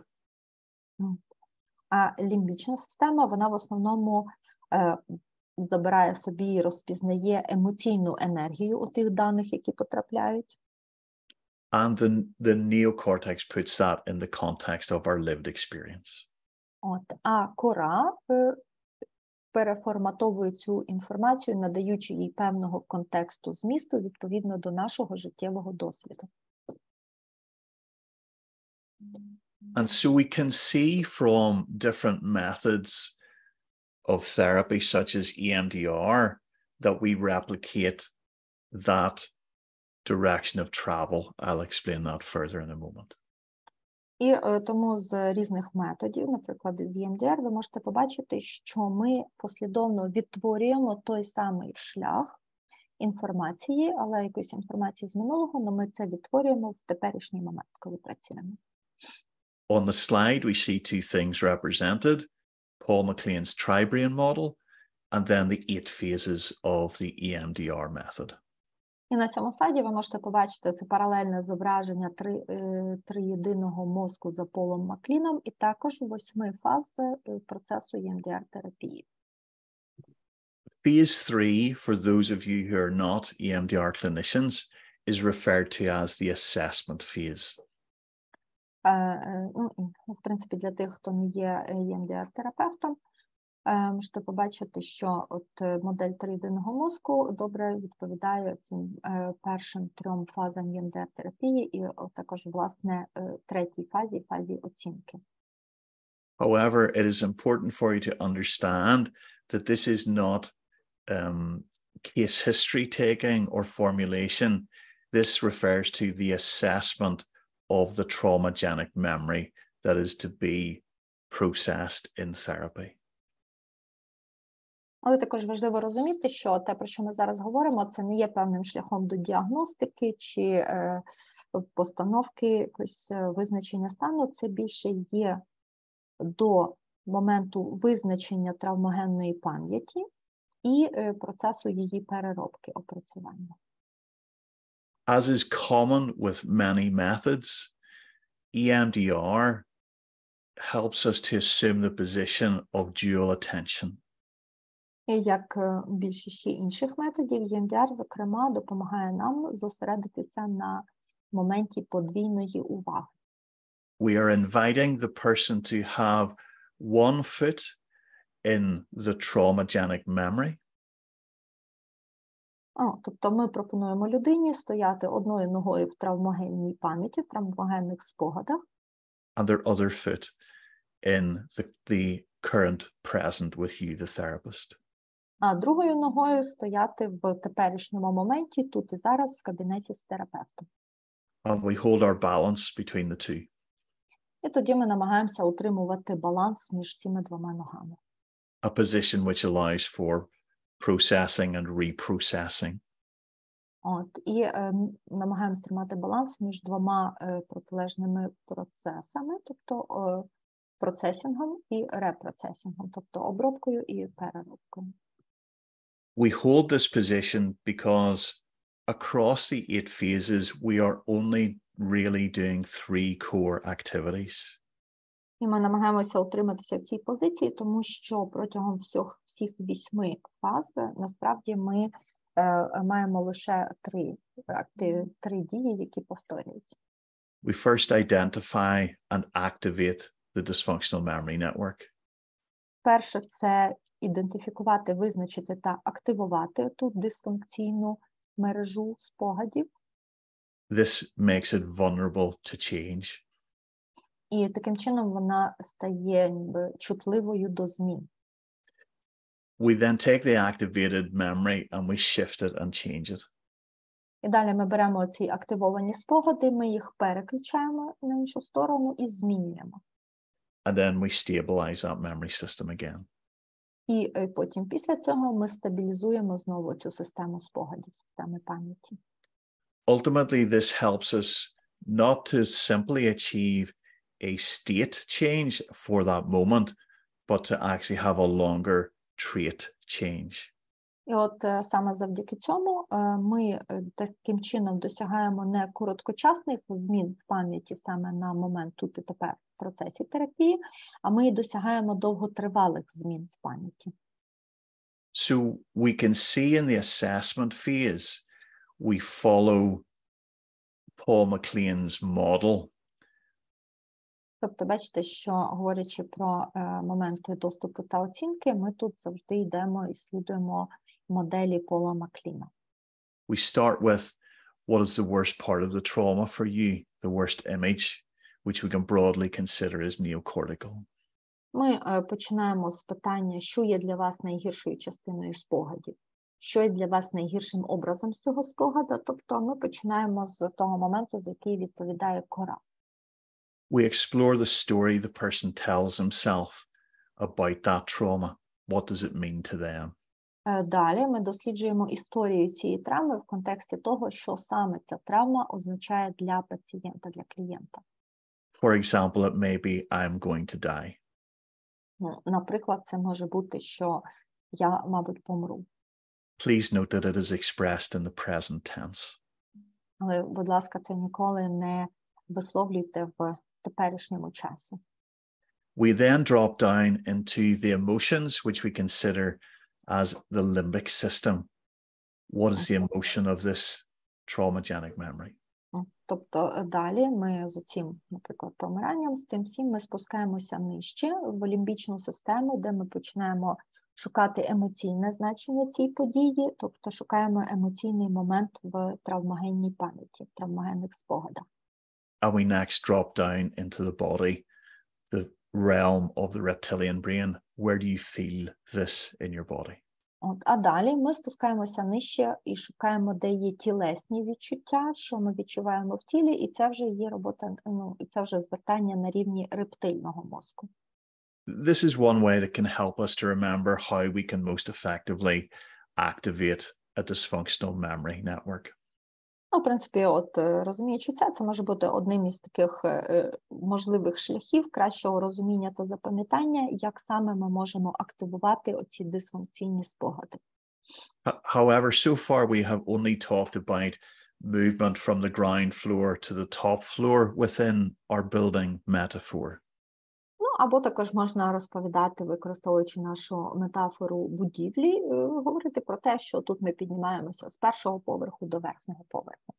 The next part of the story reminds us that there is two sides to the building. А наступна частина історії нагадує нам, що в цій будівлі є дві сторони. In our human brain, we have a right hemisphere and a left hemisphere. І в нашому мозку, людському мозку, ми також маємо ліву півкулю і праву півкулю. And that will be the next part of the story. Але це вже буде наступна частина історії. And may we have a break now? Yes, we're going to take a break, yeah. Так, а зараз тоді задавайте, будь ласка, Олександр. Пане Поле, я був на вашій міжнародній зустрічі десь місяця 2-3 тому назад відбувалося. Ви там розказували, що почали дослідження використання психоделік асистентної терапії при лікуванні ПТСР. So, dear Paul, I was attending one of your previous events 1 or 2 months ago, and there you shared that you started the research about psychedelic-assisted therapy with different types of PTSD. Хотілося б дізнатися, на якій стадії це дослідження знаходиться і які ви використовуєте речовини. Псилоцибін, МДМА, кетамін, може щось інше. So I would like to know what stage your research is now on and what substances definitely you are using there. Psilocybin, MDMA, ketamine, or maybe something else? І яким чином ви це поєднуєте з EMDR? Мені це цікаво також. And also, how do you combine this and EMDR? Okay, great. Thank you, Alexander. That's a very great question. Дякую, Олександр. Чудове питання, насправді. The research so we have a large international randomized control trial running currently. Зараз стан дослідження – це є велике міжнародне рандомізоване контрольоване дослідження. This is exploring psychedelic-assisted psychotherapy for the treatment of post-traumatic stress disorder. Так, ми досліджуємо психоделічно асистовану психотерапію в терапії посттравматичних стресових розладів. The psychedelic that we're using is called methylone. І те, що ми використовуємо психоделік, це металон. MDMC. MDMC. Тобто So- не MDMA, а MDMC. So it's an analog of MDMA. Тобто аналог MDMA, но дещо інше. MDMA, psychedelic assisted psychotherapy, will be licensed by the FDA hopefully in early next year. Психоделічно асистована терапія з використанням MDMA, ми дуже сподіваємося, що в наступному році буде ліцензована FDA. For the treatment of PTSD. От саме в контексті лікування ПТСР. In the year following, we hope that psychedelic assisted therapy for treatment-resistant depression will be licensed for psilocybin or magic mushrooms. А для псилоцибіна або чарівних грибів ми сподіваємося, що ще в цьому році ліцензують цю терапію, але в контексті важких депресій. So currently we're only researching MDMC, but we're looking to research psilocybin. Тобто зараз ми досліджуємо тільки MDMC, але сподіваємося, що скоро будемо досліджувати ще й псилоцибін. MDMA and MDMC are empathogens, so they're heart-opening and help support the therapeutic relationship. MDMA і MDMC, вони є емпатогени, тобто це речовини, які допомагають людям ніби відкрити своє серце і в подальшому продовжувати терапію вже з краще встановлюваними стосунками. The classical psychedelics such as psilocybin, LSD, and DMT they help with regards to the interconnectedness within the brain. А класична терапія психоделічно асистована класична терапія – це з використанням псилоцибіну, ЛСД та DMT, то вона взагалі є такою, яка допомагає краще встановити взаємозв'язок з людиною всередині себе і з оточуючими. And so we hope ultimately to research all of those. Ми дуже сподіваємося, що в подальшому дадуть дозвіл на все, і ми зможемо все дослідити. Cannabis, whilst at high doses can be considered psychedelic, we aren't currently looking at that. В принципі, високі дози канабісу також можна назвати психоделіками, але зараз ми не розглядаємо можливість дослідження цього. A substance which is already available is ketamine, which I heard you mention. От, і ще зараз в доступі речовина кетамін, здається, ви її також називали. However, I don't personally consider ketamine psychedelic, although it is being included in the substances that other colleagues are researching. Але, в принципі, думаю, що, можливо, кетамін як психоделік буде включений в дослідження моїх колег. Its primary action is dissociative. Але його основна реакція – це дисоціація, тобто, що він дає дисоціацію. Several of my colleagues in the United States are very interested in ketamine and believe it promotes neuroplasticity. Але деякі мої колеги з США, вони вірять в кетамін і хочуть його досліджувати, тому що, на їхню думку, він добре провокує нейропластичність. That, I think, is incredibly interesting, and the results are promising. Ну, але я думаю, це також досить цікаво, щоб дослідити, як саме відбуваються ці процеси. However, we need to balance certain risks, which include risk to addiction, and it has been shown, sorry. Але також завжди треба зважати ризики, і, зокрема, це ризик виникнення залежності. And also it can cause problems with interstitial inflammation of the bladder, so just inflammation of the bladder. Так, я розумію. А також це може ще спричинити запалення міхура інтерстиційне. Which bladder do you mean? Oh, sorry, urinary bladder. Ага, сечового міхура. And so in some cases has actually required people to have their bladder removed and an artificial bladder created. І також були випадки, коли це інтерстиційне запалення, такий специфічний від запалення, і в деяких випадках воно може призвести до того, що треба буде оперативно видаляти частину сечового міхура і створювати штучний сечовий міхур. Someone told me that cannabis has been made legal in Ukraine. Is that correct? No, that's not correct. Yes. І я чув, що мені хтось сказав, що зараз в Україні легалізували медичний канабіс, це правда? Ні.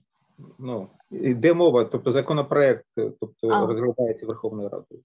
Ага, бо я читала, але я теж думала, що вже легалізували, тобто є законопроект. Легалізовано використовують кетамін в медичних закладах. Є кетамінова тестована терапія, де працюють психотерапевти і працюють, це в Києві єдиний заклад.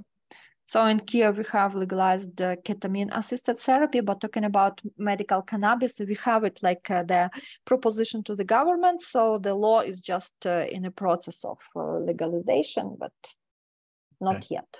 Moving to.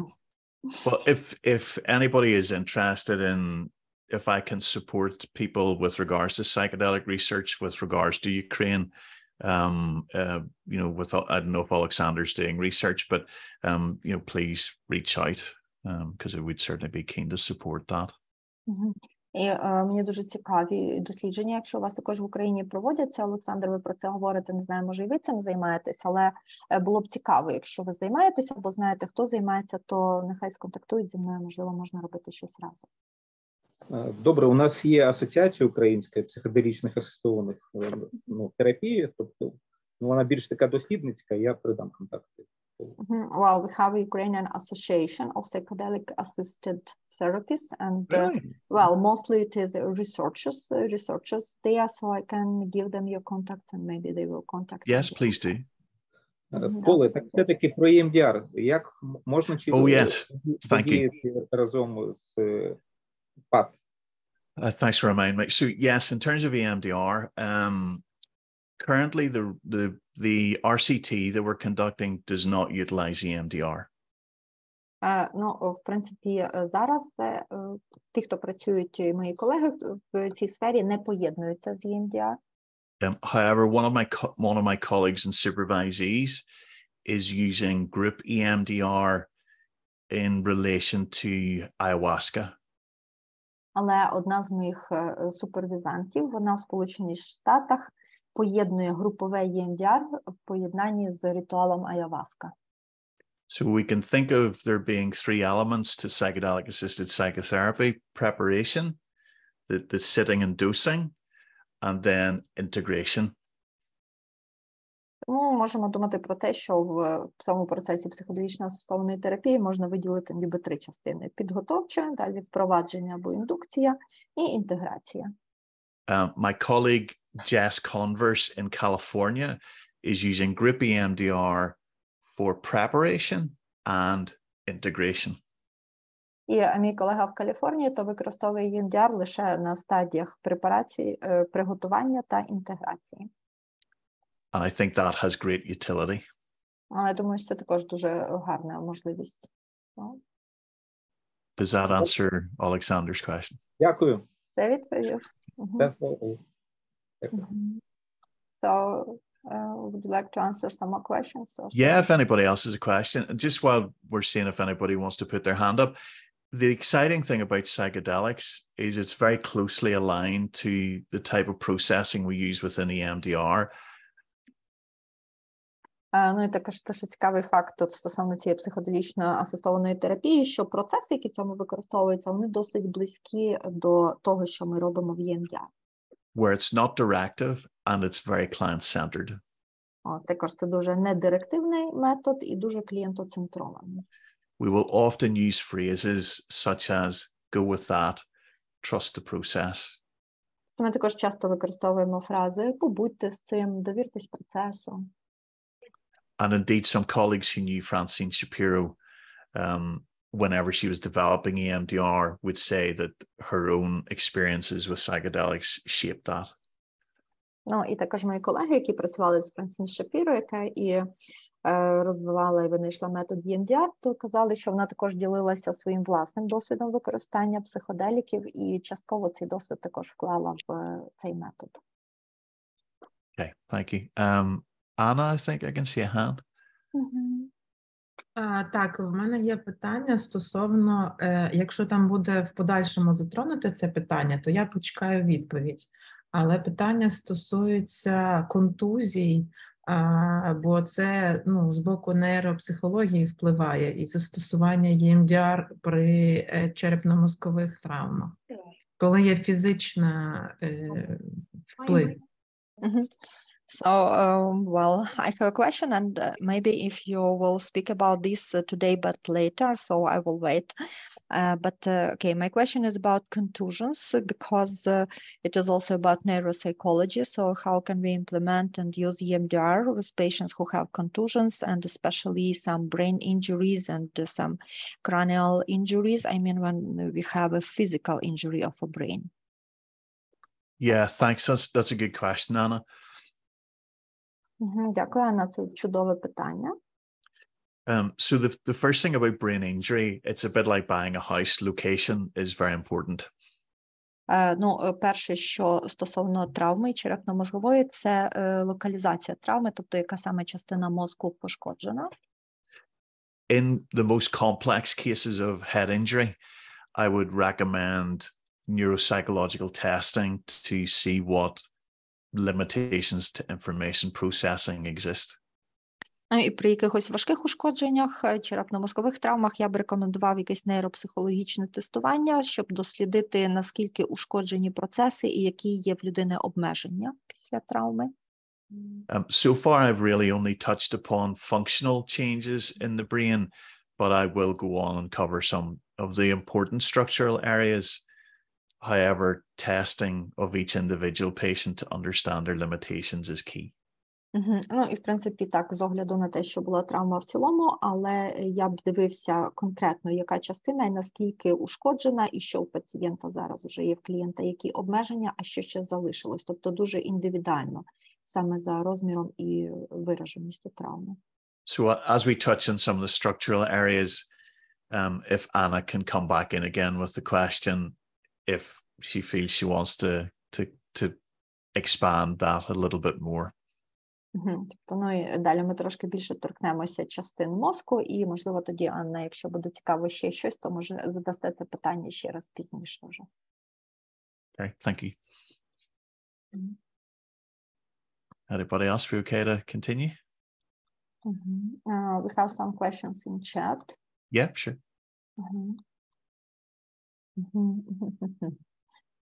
Питання від Даяни. Чи можливе посттравматичне зростання після комплексного ПТСР?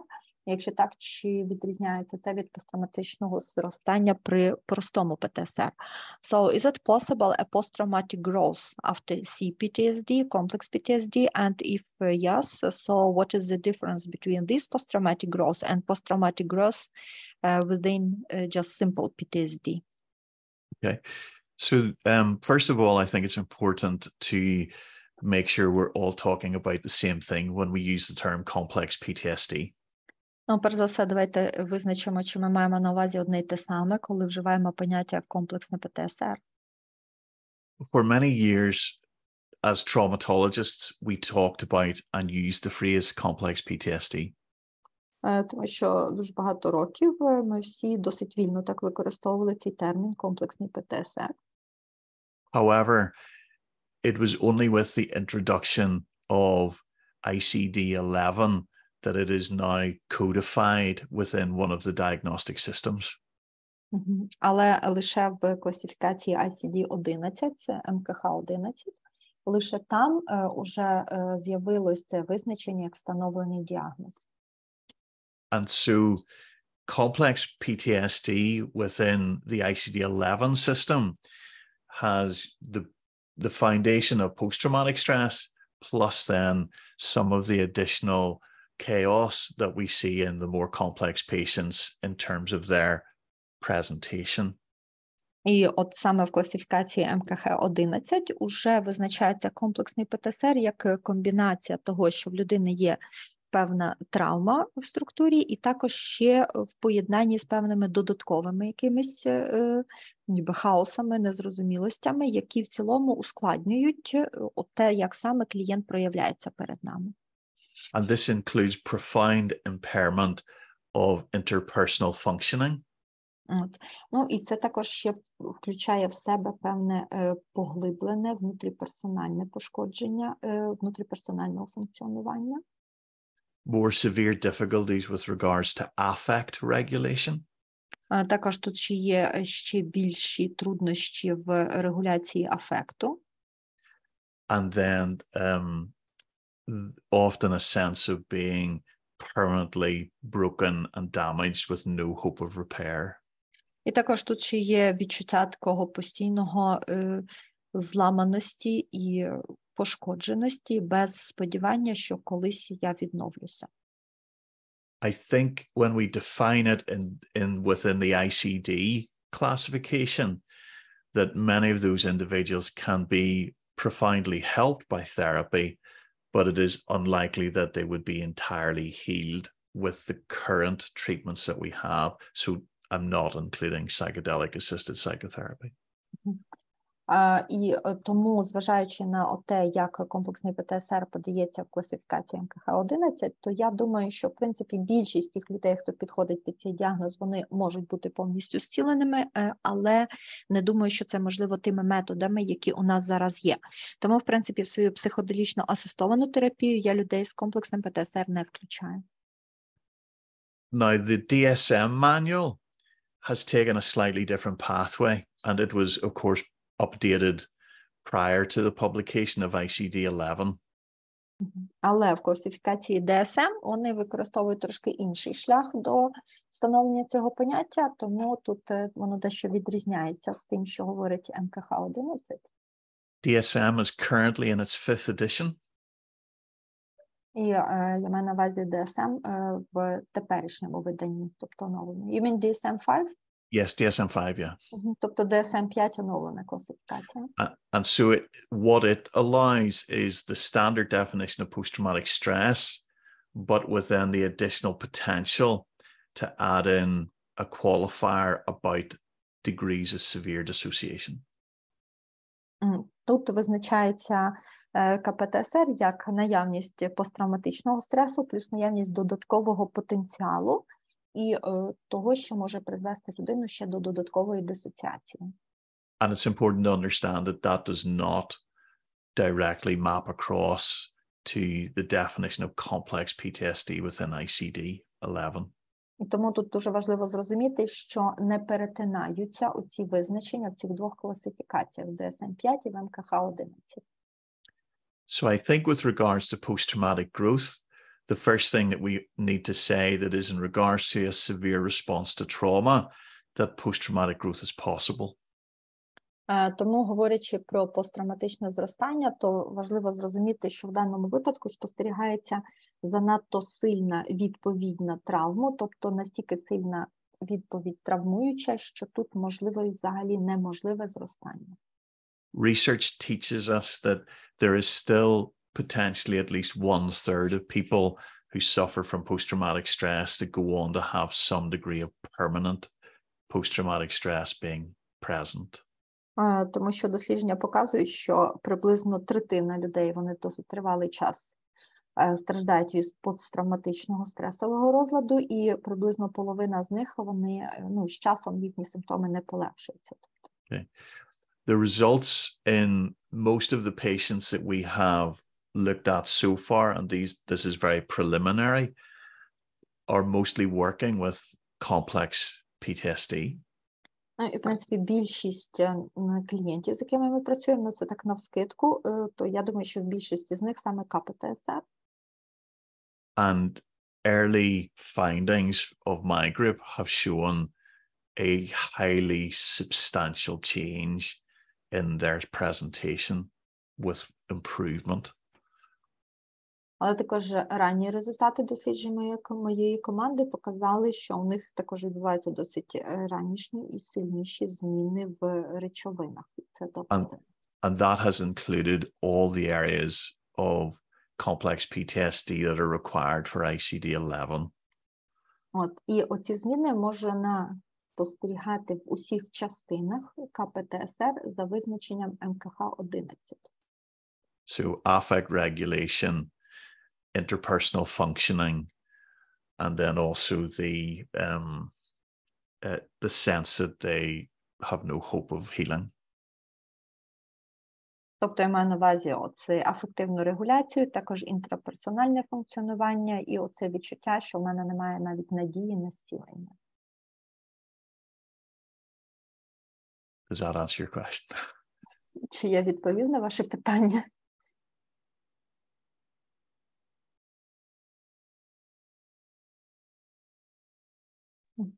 Вибачте, що заглючив мікрофон. Так, звісно, відповіли. Дуже дякую. Я почула те, що запитувала. Oh, thank you. Yes, you answered fully on my question. And maybe any other questions before we proceed? Well, we have some more in chat, so would you like to answer? So the next question is, питання від Олени, чи можливе поєднання симптомів ПТСР та ознак посттравматичного зростання? Is it possible the combination of PTSD symptoms and the features of post-traumatical growth?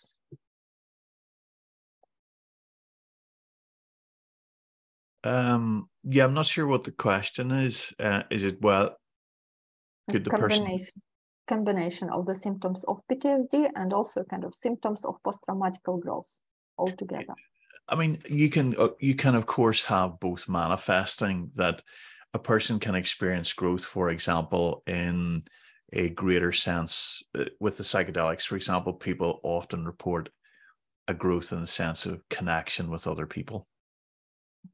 Так, в принципі, може бути зростання, наприклад, може бути поєднання ПТСР і зростання, може бути зростання в якихось конкретних частинах. Наприклад, у нас в психоделічно-асистованій терапії дуже часто люди говорять про зростання, наприклад, у ріст в встановленні, можливості встановлення зв'язків з іншими людьми. So you might see a person growing in terms of feeling an improved interpersonal functioning. However, they may still struggle with, for example, hypervigilance or other pathological phenomena of PTSD. Тобто, наприклад, може бути так, що ви будете спостерігати зростання у людини в контексті її інтраперсонального функціонування, але паралельно з тим в людини ще буде зберігатися оця надмірна настороженість та інші ознаки ПТСР. Okay, so maybe if we go through the next portion of it, and again we can invite some questions then. Would that be okay? Yes. Добре, тоді зараз давайте повернемось до вебінару, а на наступне питання відповімо вже пізніше. Yep, good go. Yes. Okay, so we've been talking about how information comes up in the brain, but I also want us to consider that we have these two wings of the building, okay, an east wing and a west wing, let's say. Ну, і зараз ми вже з вами поговорили про те, як саме інформація приходить до нас в мозок. Ну, і також я згадав про те, що оце будівля, про яку ми говоримо як метафору, має дві частини. Давайте назвемо це східне та західне крило. This is a research paper showing a functional MRI scan. І тут, бачите, це є частина з одного з досліджень, це функціональне МРТ, скани з функціонального МРТ. In this research, it was conducted by Ruth Lanius back in 2003. І це дослідження Рут Ланіус у 2003 році.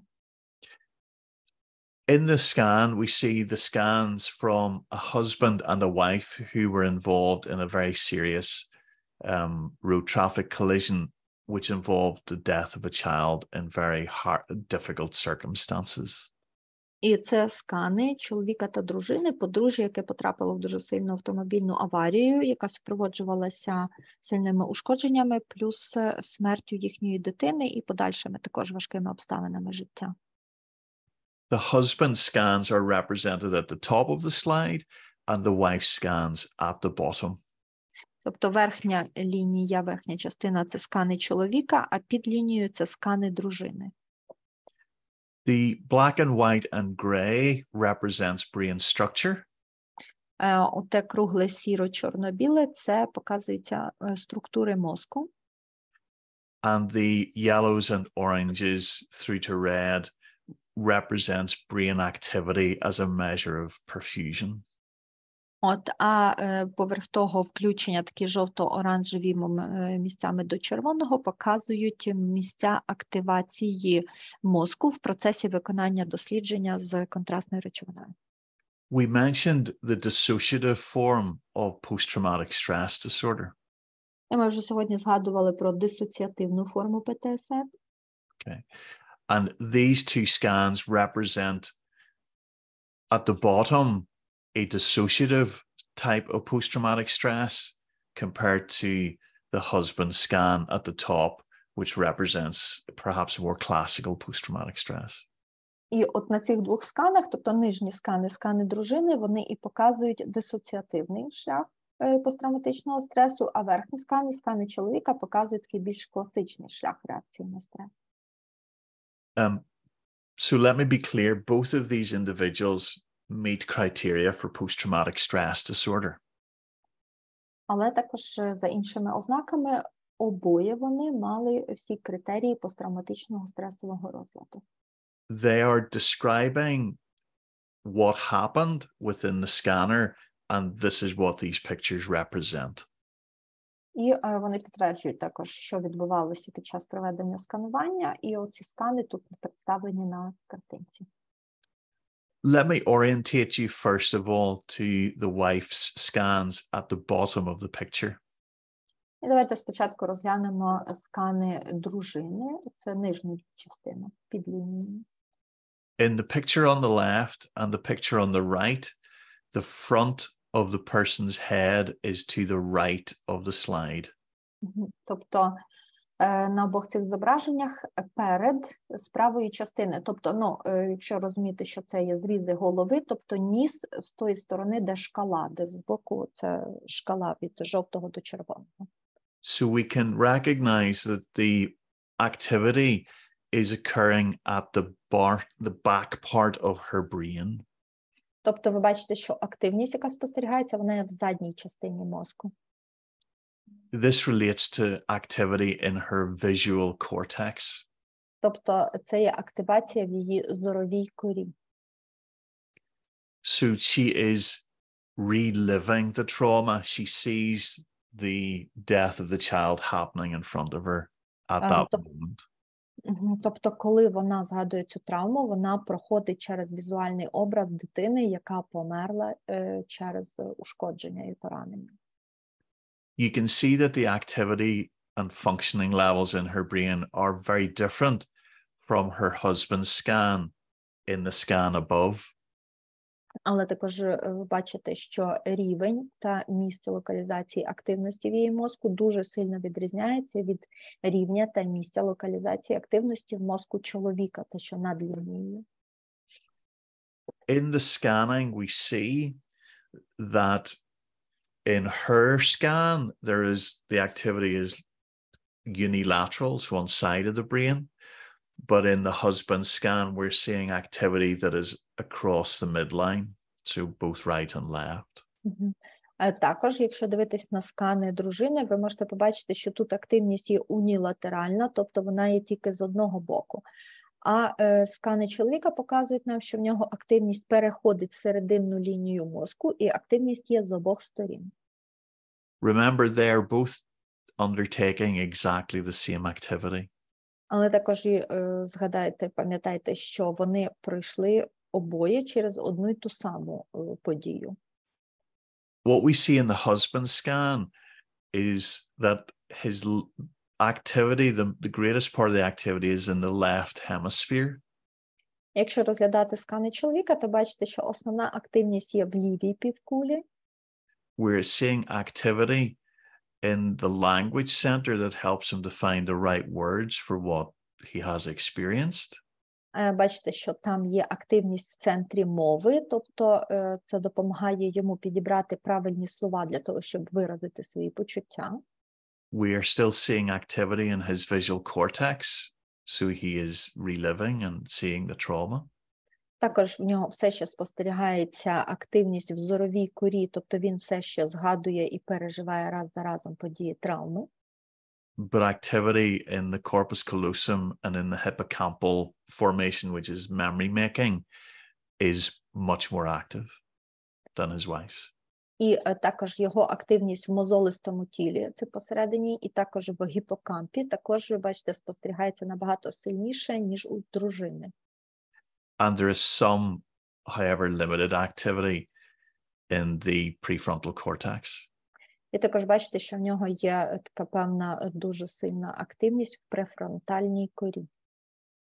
So the husband is beginning to be able to link his traumatic material in with his lived experience. And we're seeing a really nice representation that trauma in its most extreme form is dissociative, and that therapy and the process of healing that we all have in our own minds is associative. І таким чином ви бачите, що чоловік уже готовий до того, тобто його мозок вже готовий до того, щоб пов'язати травму з теперішнім досвідом.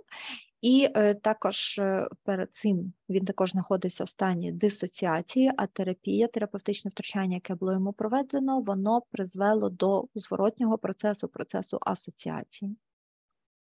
When we think of laterality in the brain, in other words, the right versus the left, an old-fashioned way of thinking of that was that one side of the brain was logical and the other creative. So the left, people would have said, was logical and the right more creative.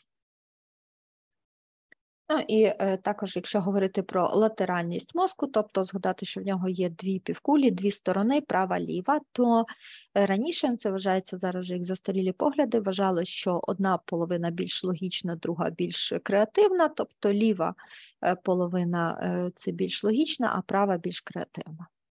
You may also have heard it said that one half of the brain, often the left, is involved with language more than the right.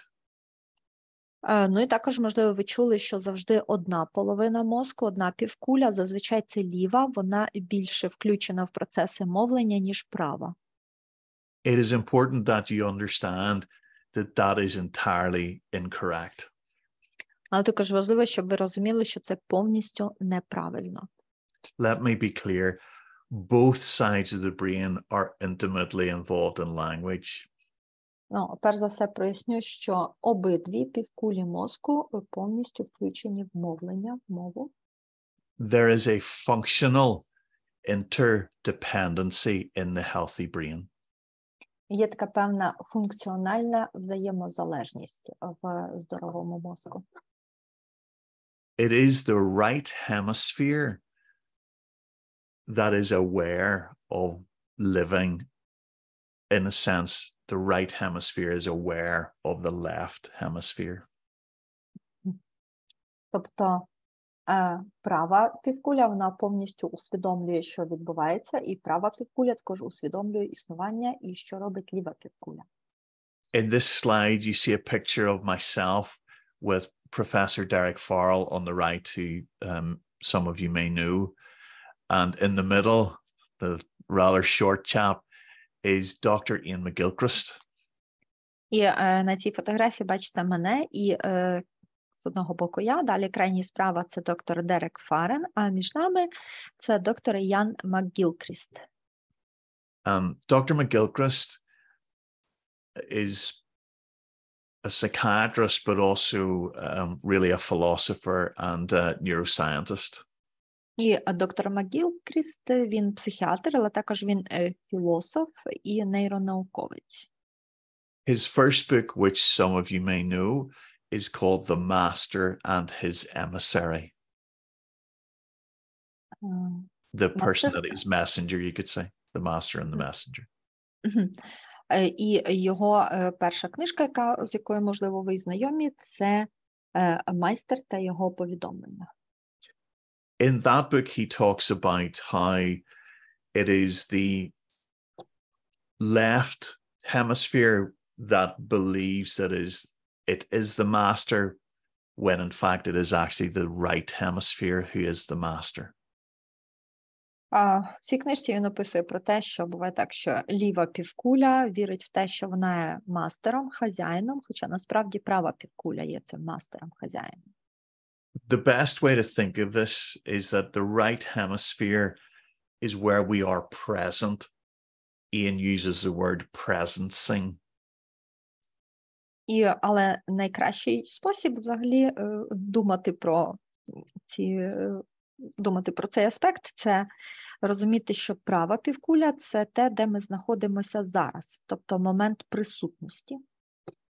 Within the left hemisphere, that same data is represented or represented by being divided down, broken into small parts, which become graspable. А ліва півкуля – це той момент, де ми ніби переприсутні або присутні заново, тобто частина, яка ті дані, які в ній зберігаються, поділяє на велику кількість маленьких частин, які в подальшому може бути об'єднані. He has greatly expanded on his theories and presented the evidence for them in his latest book, published in 2 volumes, called The Matter with Things Pictured on this slide. І він досліджував ці речі і досить широко і добре описав це в своїх книжках, також описав підтвердження, доводи, які він отримав в своїх дослідженнях. І далі також це все вилилося в наступну книжку, це вже був 2-томник, який ви бачите зараз на фотографії на слайді, це причина речей, значення речей. We can represent his understanding of what the 2 hemispheres do in this slide. І на цьому слайді отак схематично ми можемо зобразити, як саме він уявляв взаємодію 2 півкуль між собою. So rather than thinking of us having one view of the world, we actually have 2 hemispheres which each have their particular way of seeing the world around us. Тобто, замість того, щоб думати, що у нас є такий один єдиний погляд на світ, ми повинні розуміти, що у нас є 2 півкулі, кожна з яких має певний свій окремий погляд на світ. Our right hemisphere has and maintains sustained, broad, open, vigilant alertness, as you see from the slide. Наша права півкуля, вона має такий постійний, досить широкий, відкритий і насторожений, напоготові з такий погляд на життя. So at the bottom of that side of the slide, you can see that, following along from Anna's question, if people have damage to their right hemisphere, they lose that.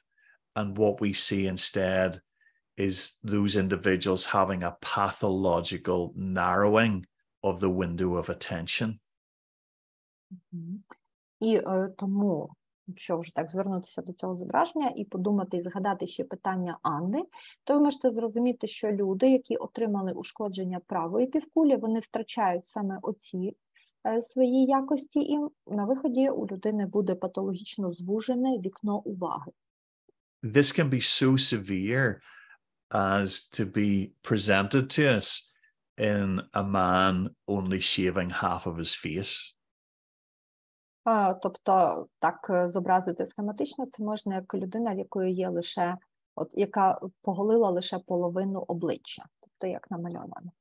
A person may actually fail to acknowledge the existence of the left-hand side of their body.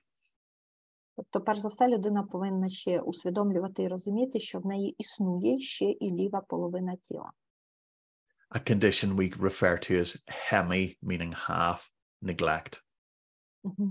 А в цьому моменті виходить так, що оцей момент пів, те, що означає, що це щось є поділене на 2 частини, пів там і пів там, тобто, при цьому це саме концепція половини, вона втрачається.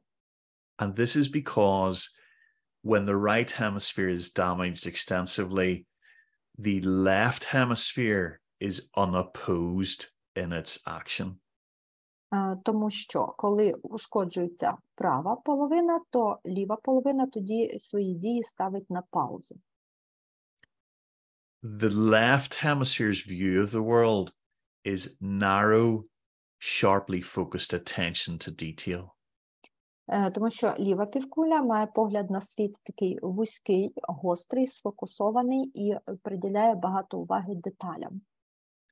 Dr. McGilchrist gives us the following picture of the roles of these differing views in a functioning brain.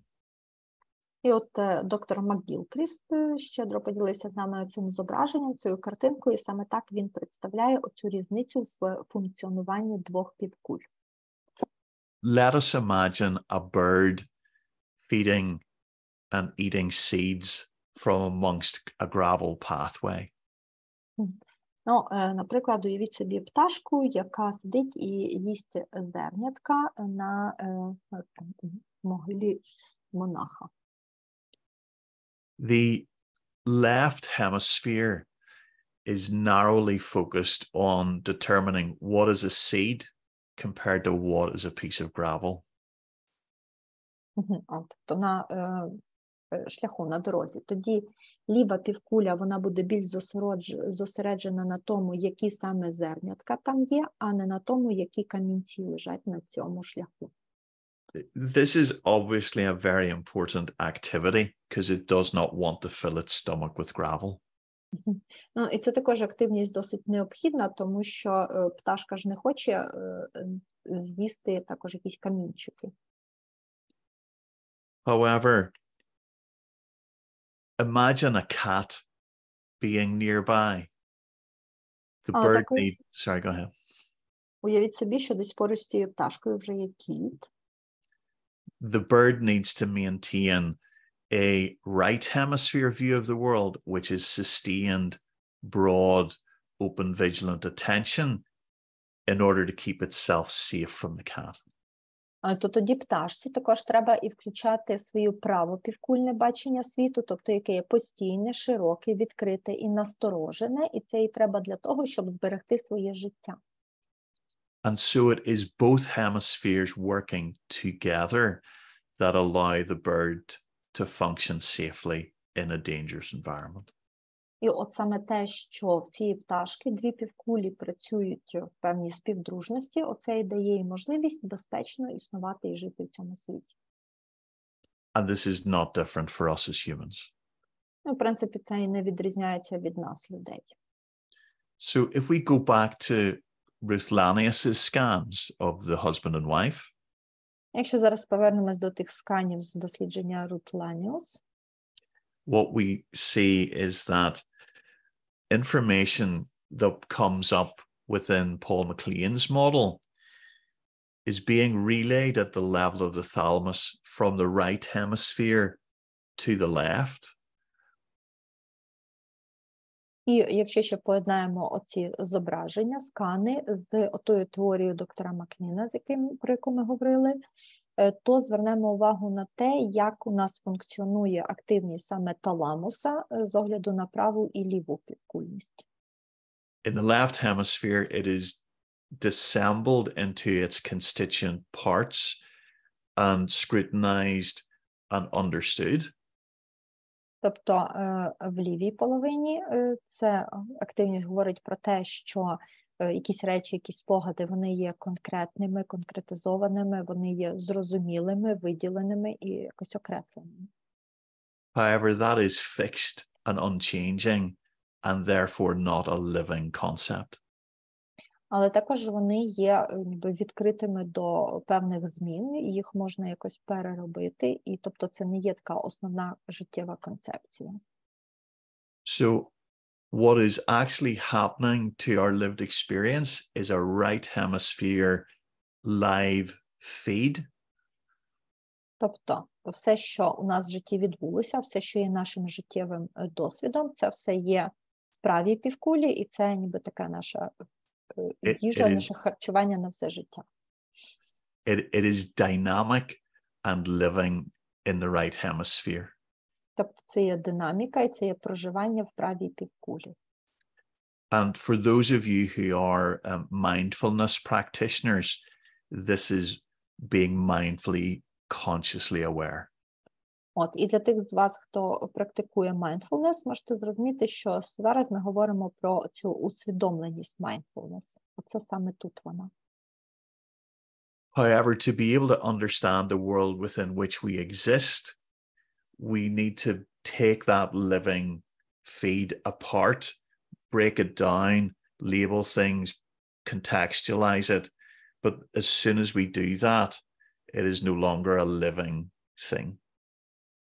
Але якщо нам треба якось звернутися до того моменту, що ми проживаємо зараз, тобто до моменту саме проживання чогось конкретного, тоді нам треба цю інформацію взяти, виділити, розділити на частини, концептуалізувати, і але тоді вона вже у нас буде такою чітко життєвою на зараз, а не широкою інформацією.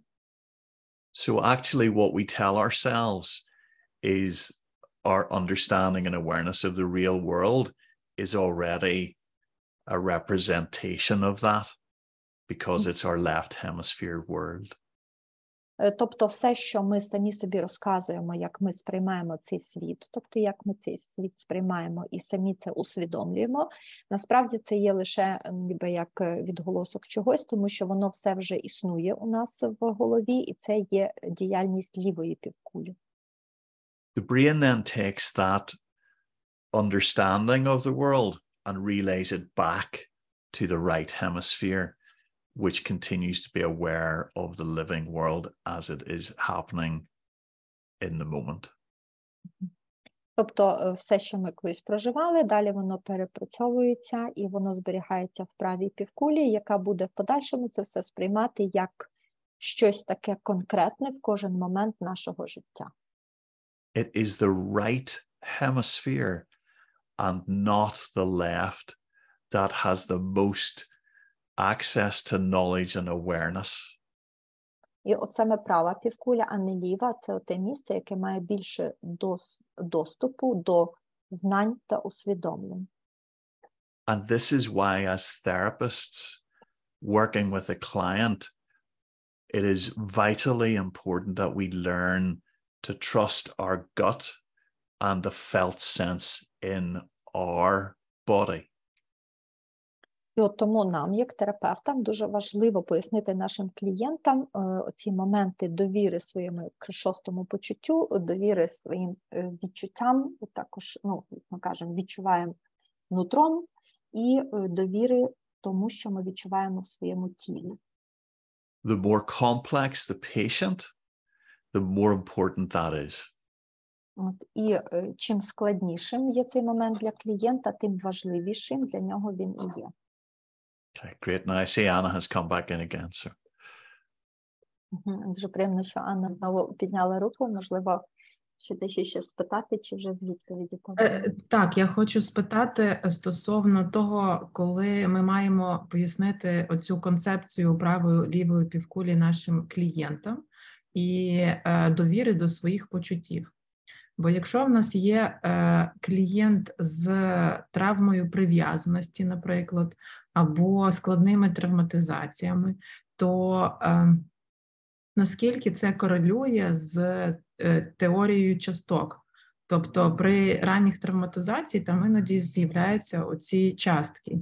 І коли людина починає, тобто оце виміщення є, і коли я довіряю своїм почуттям, там іноді є момент, коли це як так звана нормальна особистість. Тобто от там, де є розкол в цій травмі, і коли одна частина є відчуття, а друга частина не має відчуттів.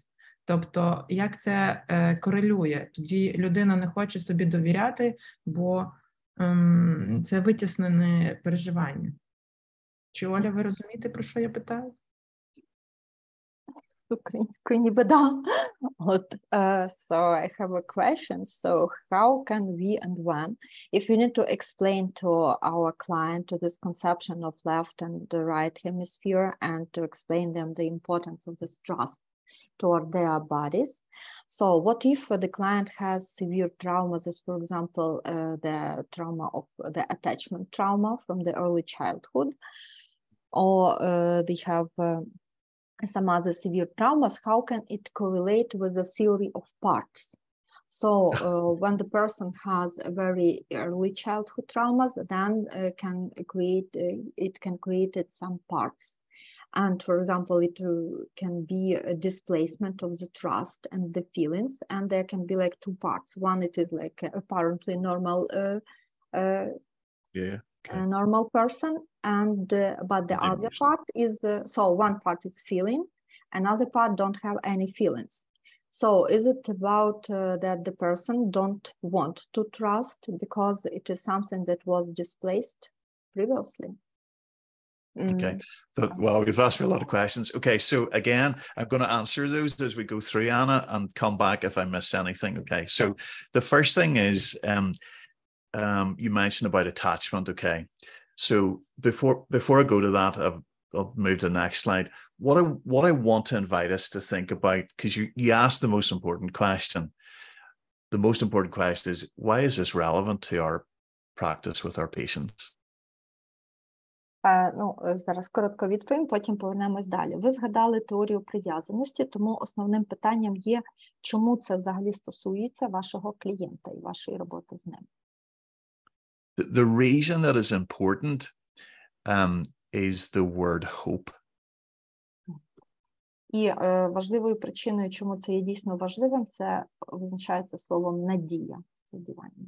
This is a slide from the Czechoslovakian and Czech president Václav Havel. І от на цьому слайді можете побачити цитату президента Чехословакії Václava Havela. In this English translation of his quote around hope, he says, hope is not the conviction that something will turn out well, but the certainty that something makes sense regardless of how it turns out. І він говорить чешською, але це англійський переклад, що надія – це не є конкретне усвідомлення того, що далі все буде добре, але це впевненість в тому, що щось має значення відповідно до того, як воно зараз все йде. Тобто, що те, що відбувається зараз, воно має якесь певне своє значення. So being able to answer the questions that Anna has posed for our clients is really important in this context. І тому оце питання, яке зараз Анна задала про своїх клієнтів, воно дуже важливе саме в цьому контексті. So the first thing is about attachment. Тобто, перше, що ми хочемо сказати про прив'язаність. In this scan, you'll see the picture, black and whites and gray again, similar to the previous scan, is brain structure. Yellows and oranges represent brain activity. Тобто тут знову ви бачите МРТ-скан, і знову таки чорно-сіро-біле – це структури мозку і тіла, а оранжеве – це активність. It took me an entire day to track down and prove that this was a true image and to get back to what it actually presents. Взагалі, в мене це зайняло цілий день, щоб довести всім, що це є реальне зображення, і щоб можна його використовувати, і звертатися до моменту, в який саме було зроблено це дослідження. This image has appeared on the internet with statements such as it proves the activity of oxytocin or other important chemicals related to attachment. І взагалі цей образ з'являвся в інтернеті з підписом, що це зображення нам підтверджує активність окситоцину та інших важливих субстанцій, які приймають участь у формуванні прив'язаності. This scan has nothing to do with that. Але насправді цей скан зовсім не про це. It is the first and only scan of a mother and child in an MRI. So the black and white and gray is a real image. Це взагалі перший і єдиний такий спільний МРТ-знімок матері і дитини, тобто це реальний знімок. In the scan, we see the neuroscientist, Dr. Rebecca Sachs, kissing the head of her son. І на цьому знімку ви бачите нейронауковицю Ребекку Сакс, яка цілує свого сина. The MRI image is overlaid by information gathered from other scans of the same two individuals and then superimposed. Але цей скан, він також, тобто він багатошаровий, тут використані скани інших процесів, але накладені на цей скан. So what it actually presents is evidence of how much of the structure of the brain is actually specified at birth and is shared as image between the child and adult. А насправді цей знімок доводить, наскільки ці структури мозку пов'язані між собою і подібні у взаємодії дорослого і народженої дитини. In the functional scan, it took a look at the preference for directed attention towards faces compared to just scenic pictures. Якщо розуміти, що це було використання функціонального МРТ-дослідження, то тут є порівняння того, як людиною сприймається як людина сприймає обличчя як об'єкт на противагу, коли сприймає інші просто картинки, зображення.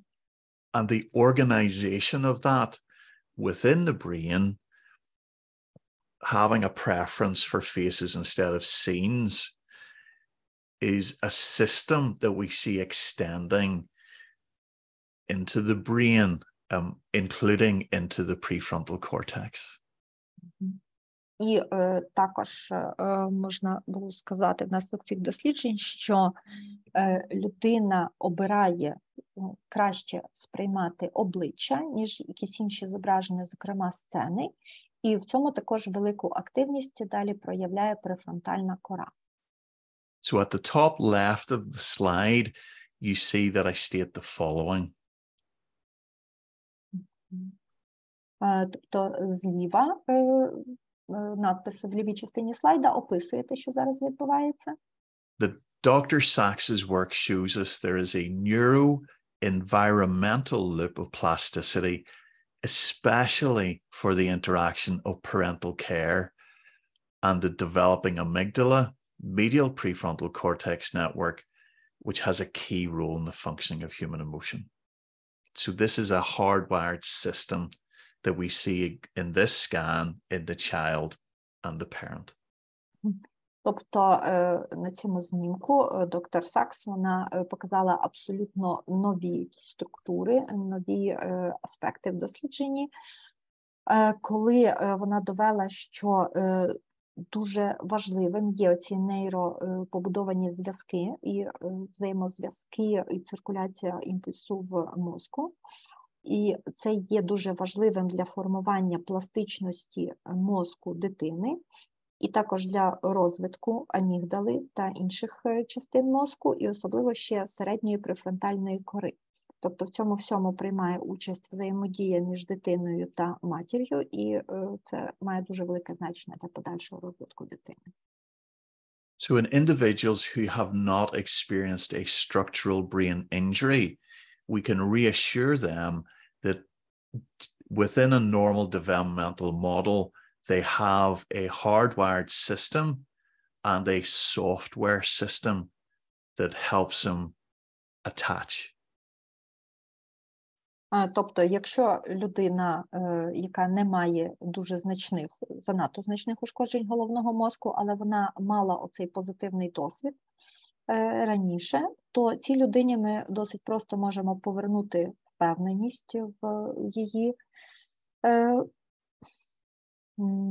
впевненість в тому, що вона може одужати. І також, якщо в цій людини є досвід нормального розвитку мозку внаслідок цих прив'язаностей, то тоді в цій людини є ніби міцна система в мозку, яка допомагає їй вистояти, і також є м'яка, ніжна система мозку, яка допоможе цій людині повернутися до оцих моментів ранньої прив'язаності.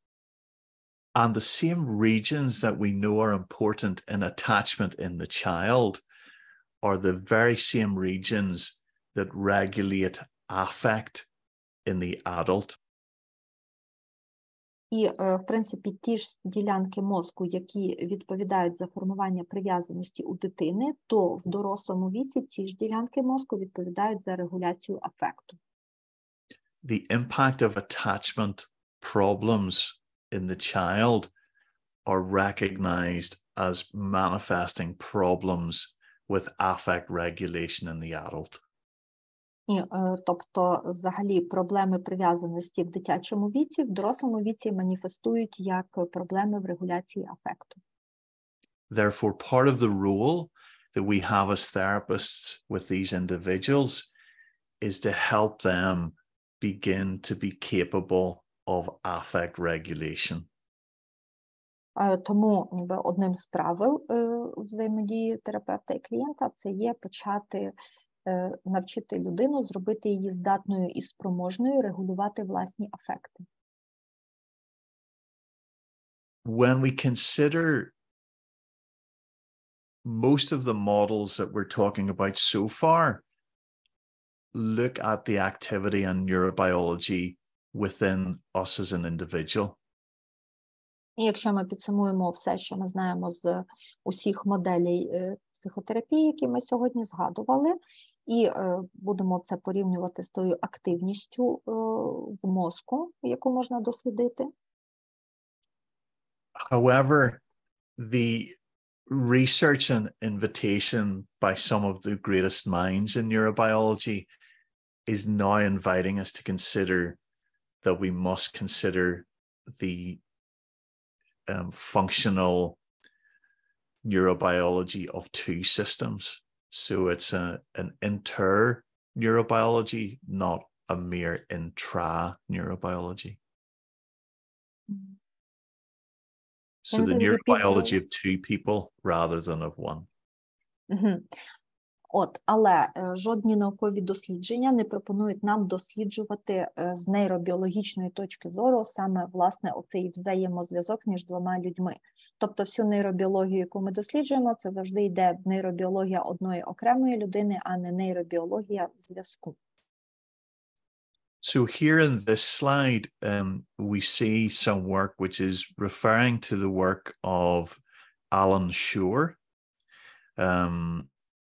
So actually, if I show you the slide first. So in this slide, we see two individuals, the now sadly late Jaak Panksepp and on the right, Alan Shore.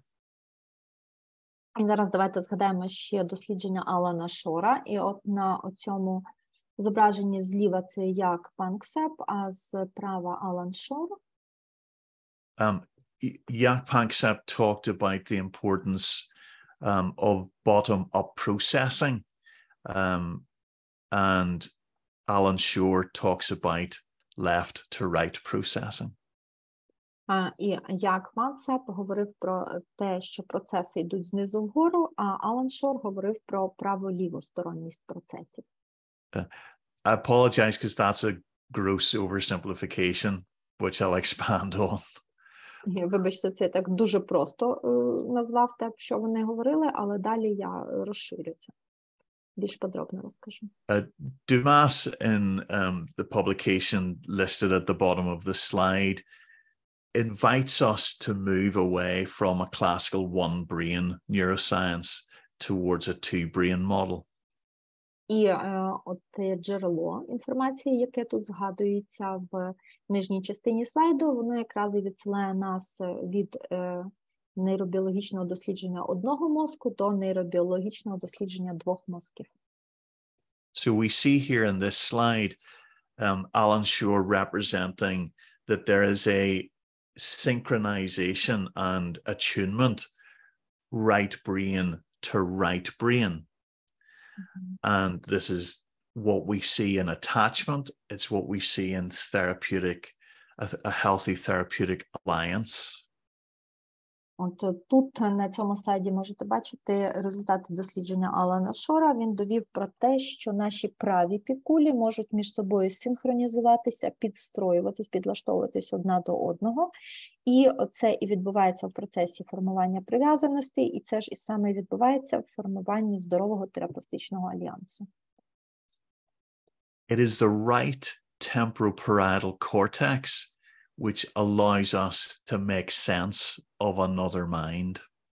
І це відбувається між правими темпоропаріетальними частинами кори, тобто потилично-висковими частинами кори справа, і воно допомагає нам знайти смисл в розумі іншої людини.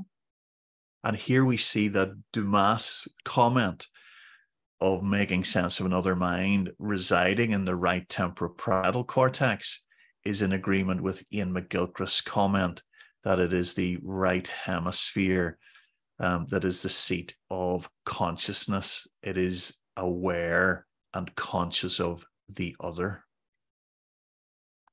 І отут також можете бачити коментар Думаса, який також співпадає з коментарем до Алана Шора і інших науковців, який говорив про те, що так, що права півкуля підлаштовується під праву півкулю, і саме так це праві потилично-вискові з прави потилично-висковими частинами, і от в цьому є зерно свідомості усвідомити іншого.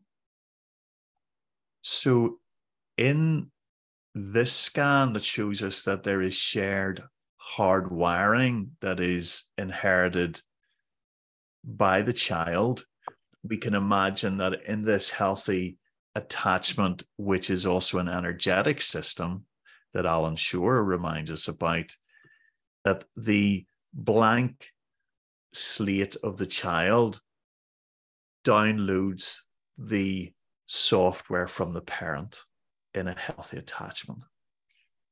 Тобто, якщо зараз повернутися до цього зображення, скана, про яке говорив доктор Алан Шор, і також згадати, як формуються у нас системи мозку і як взагалі формується взаємозв'язок, то можна сказати, що в цьому процесі відбувається завантаження дитиною в свій мозок інформації з мозку матері, і таким чином між ними відбувається прив'язаність.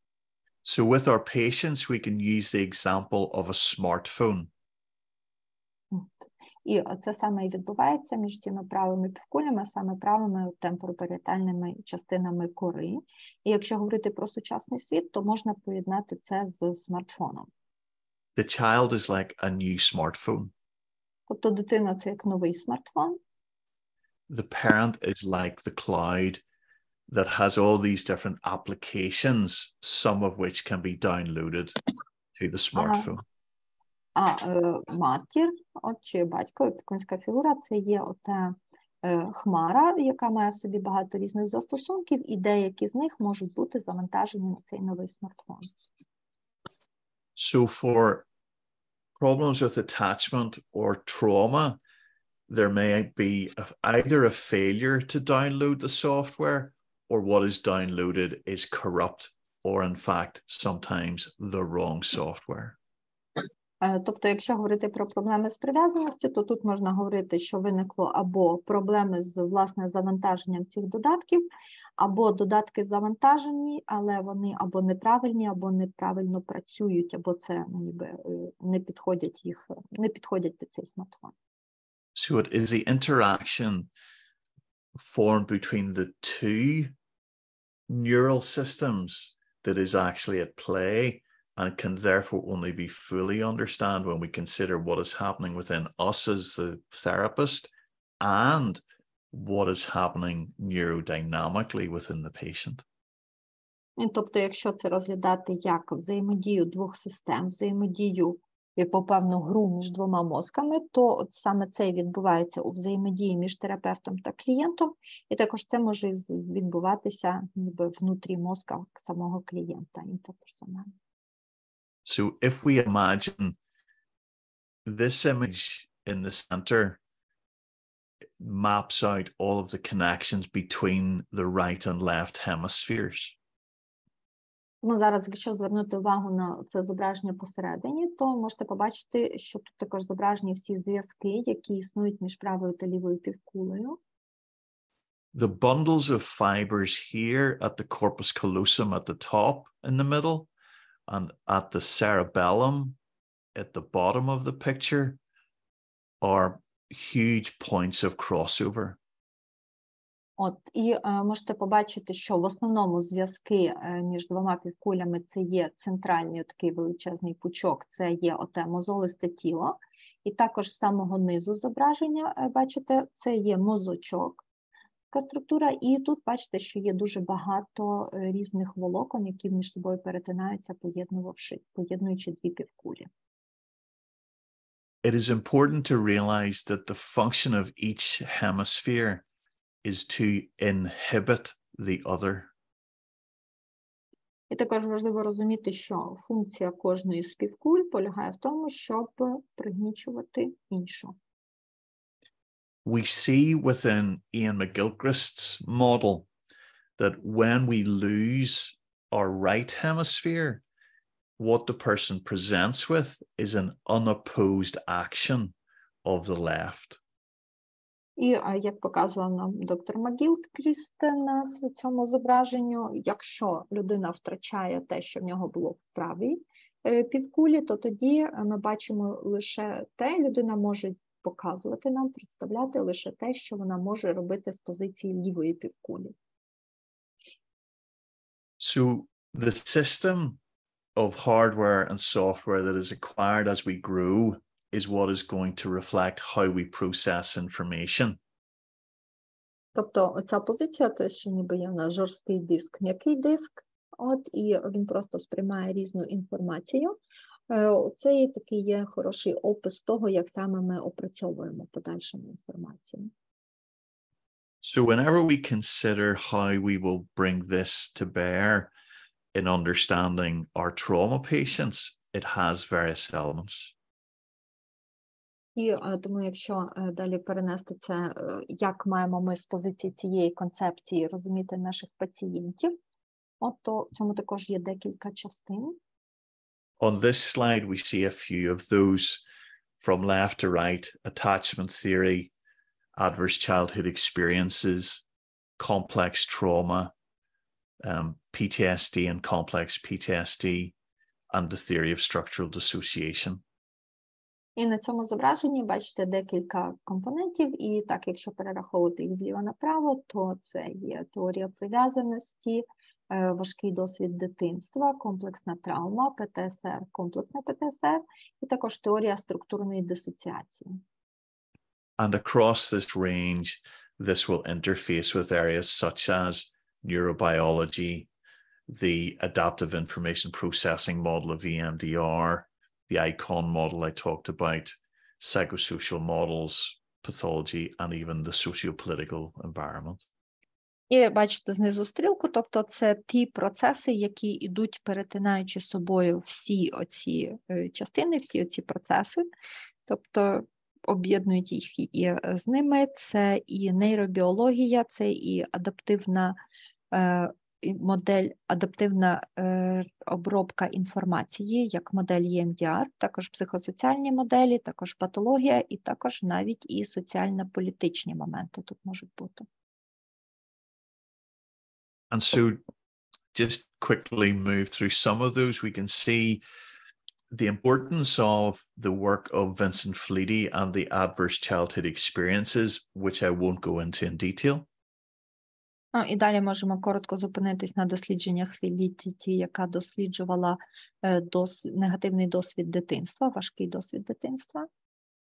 However, we do see a dose-response effect in that the greater the number of ACEs or adverse childhood experiences, the greater the risk of negative health and well-being outcomes.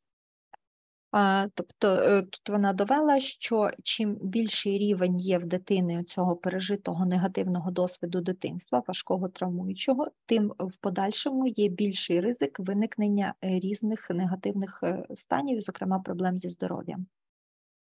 Now, please keep in mind that these are only measures of risk and they are not deterministic.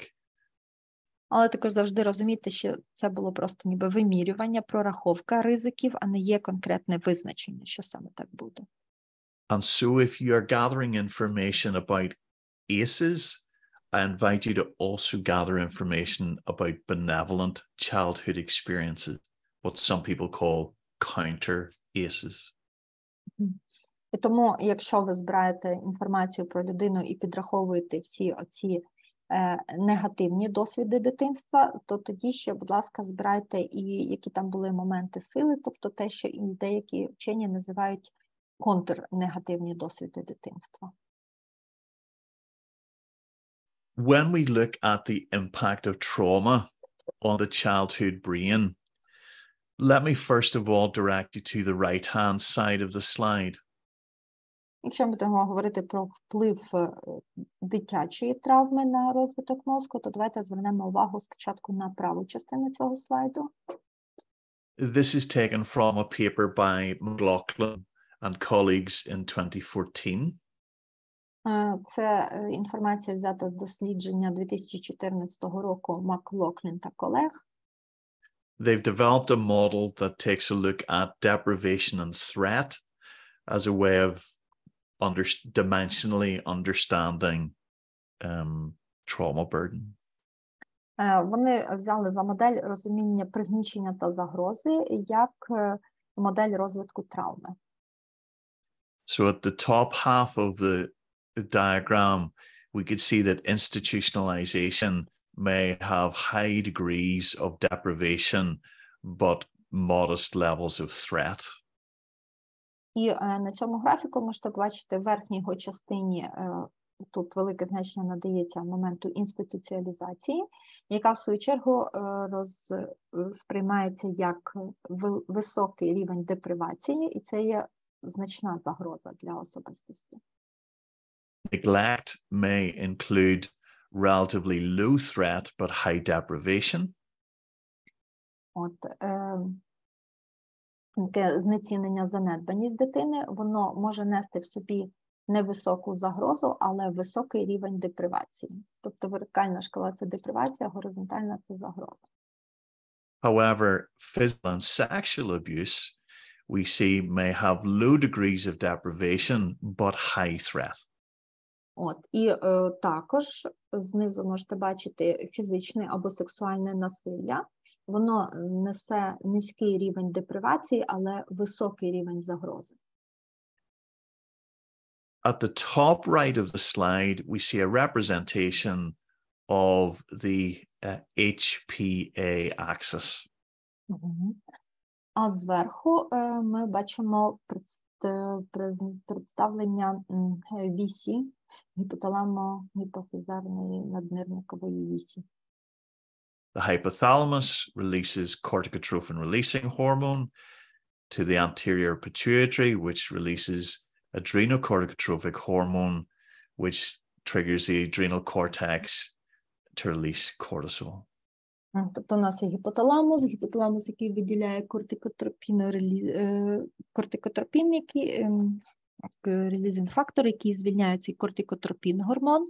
Далі кортикотропін впливає на передню частину пітуїтарної залози епіфізу. Далі він гіпофізу, який в свою чергу виділяє АКТГ, адренокортикотропний гормон. Він в свою чергу впливає на наднирники, кору наднирників, який в свою чергу виділяє кортизол. And there is a negative feedback loop then to regulate the balance in that system. І потім іде негативний зворотній зв'язок, тобто, в залежності від кількості виділеного, який покликаний в свою чергу повернути в рівновагу всю цю систему. So we're reminded by McLaughlin and colleagues the points that I put on the left-hand side of the slide. А з лівої частини цього слайду я написав такі основні також висновки, про що нам варто пам'ятати з дослідження Маклохлін. So first of all, they remind us that focusing only on the HPA axis can be problematic because adversity sometimes appears to have a much broader impact on neurodevelopment that can be explained only by that.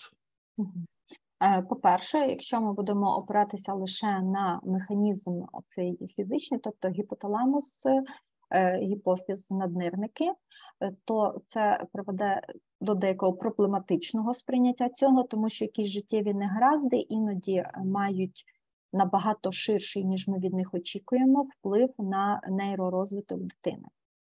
So again, reading from their paper, they make the following 2 points. Firstly, children exposed, and I put this in the second point here in the slide, children exposed to institutionalized rearing exhibit widespread cortical thinning in the superior and inferior parietal cortex. And then children, in the third point here, exposed to neglect and poverty often have language deficits.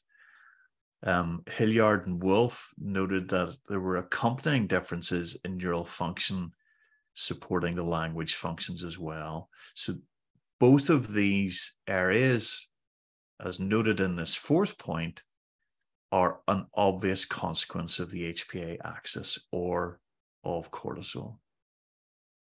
І далі з дослідження їхнього випливає 2 висновки. Перше, це діти, які перебували в інституціалізації, тобто в закладах, відірвані від сім'ї, вони часто у них було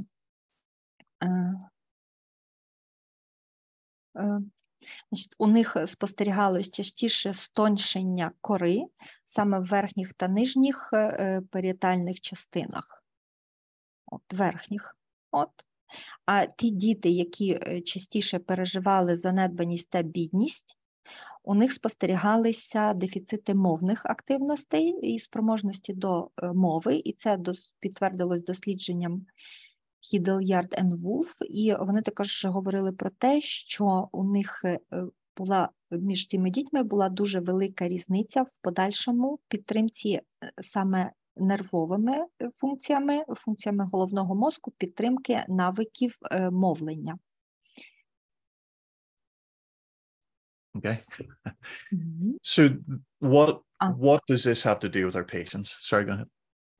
І обидві ці, і ті інші, і обидві ці наслідки, вони напряму пов'язані з надмірною активацією цієї гіпоталамо-гіпофізарно-наднирникової системи.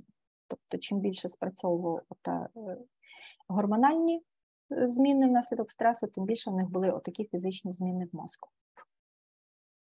So what we want to communicate with our patients is that their lived experience can be altering both hardware, but also the software of what their brain does. Тобто, в цілому, якщо ми хочемо обговорювати з людиною її травматичний досвід, то ми завжди повинні зважати як на жорсткий диск, якісь навички такі тверді жорсткі, також і на її м'який диск, тобто на інші навички, на те, що відбулося інше в її житті. Now, there are some differences to the impact between adults and children. І також дослідженнями було встановлено різницю впливу на дітей та на дорослих. In animal research, we would expect early threat exposure to result in structural and functional changes in the hippocampus, the amygdala, and the prefrontal cortex. І в дослідженнях на тварин ми побачили, що якісь ранні загрози призводили до структуральних і незворотніх змін в гіпокампу, мигдалині та префронтальній корі. And although early threat exposure has been consistently shown to be related to reduced hippocampal volume in adults, that's not the case for children. І хоча ніби для дорослих оцей негативний ранній досвід загрози в ранньому віці, він ніби повинен призвести до незворотнього зменшення самої речовини гіпокампу, то для дітей це не можна стверджувати, що в дітей так само відбувається. Now, some researchers suggest that is because there is a problem in childhood but it doesn't manifest until adulthood. І деякі дослідження показували, що хоча це і є ніби проблемою дитинства, але вона не маніфестує, не проявиться раніше, ніж людина стане дорослою.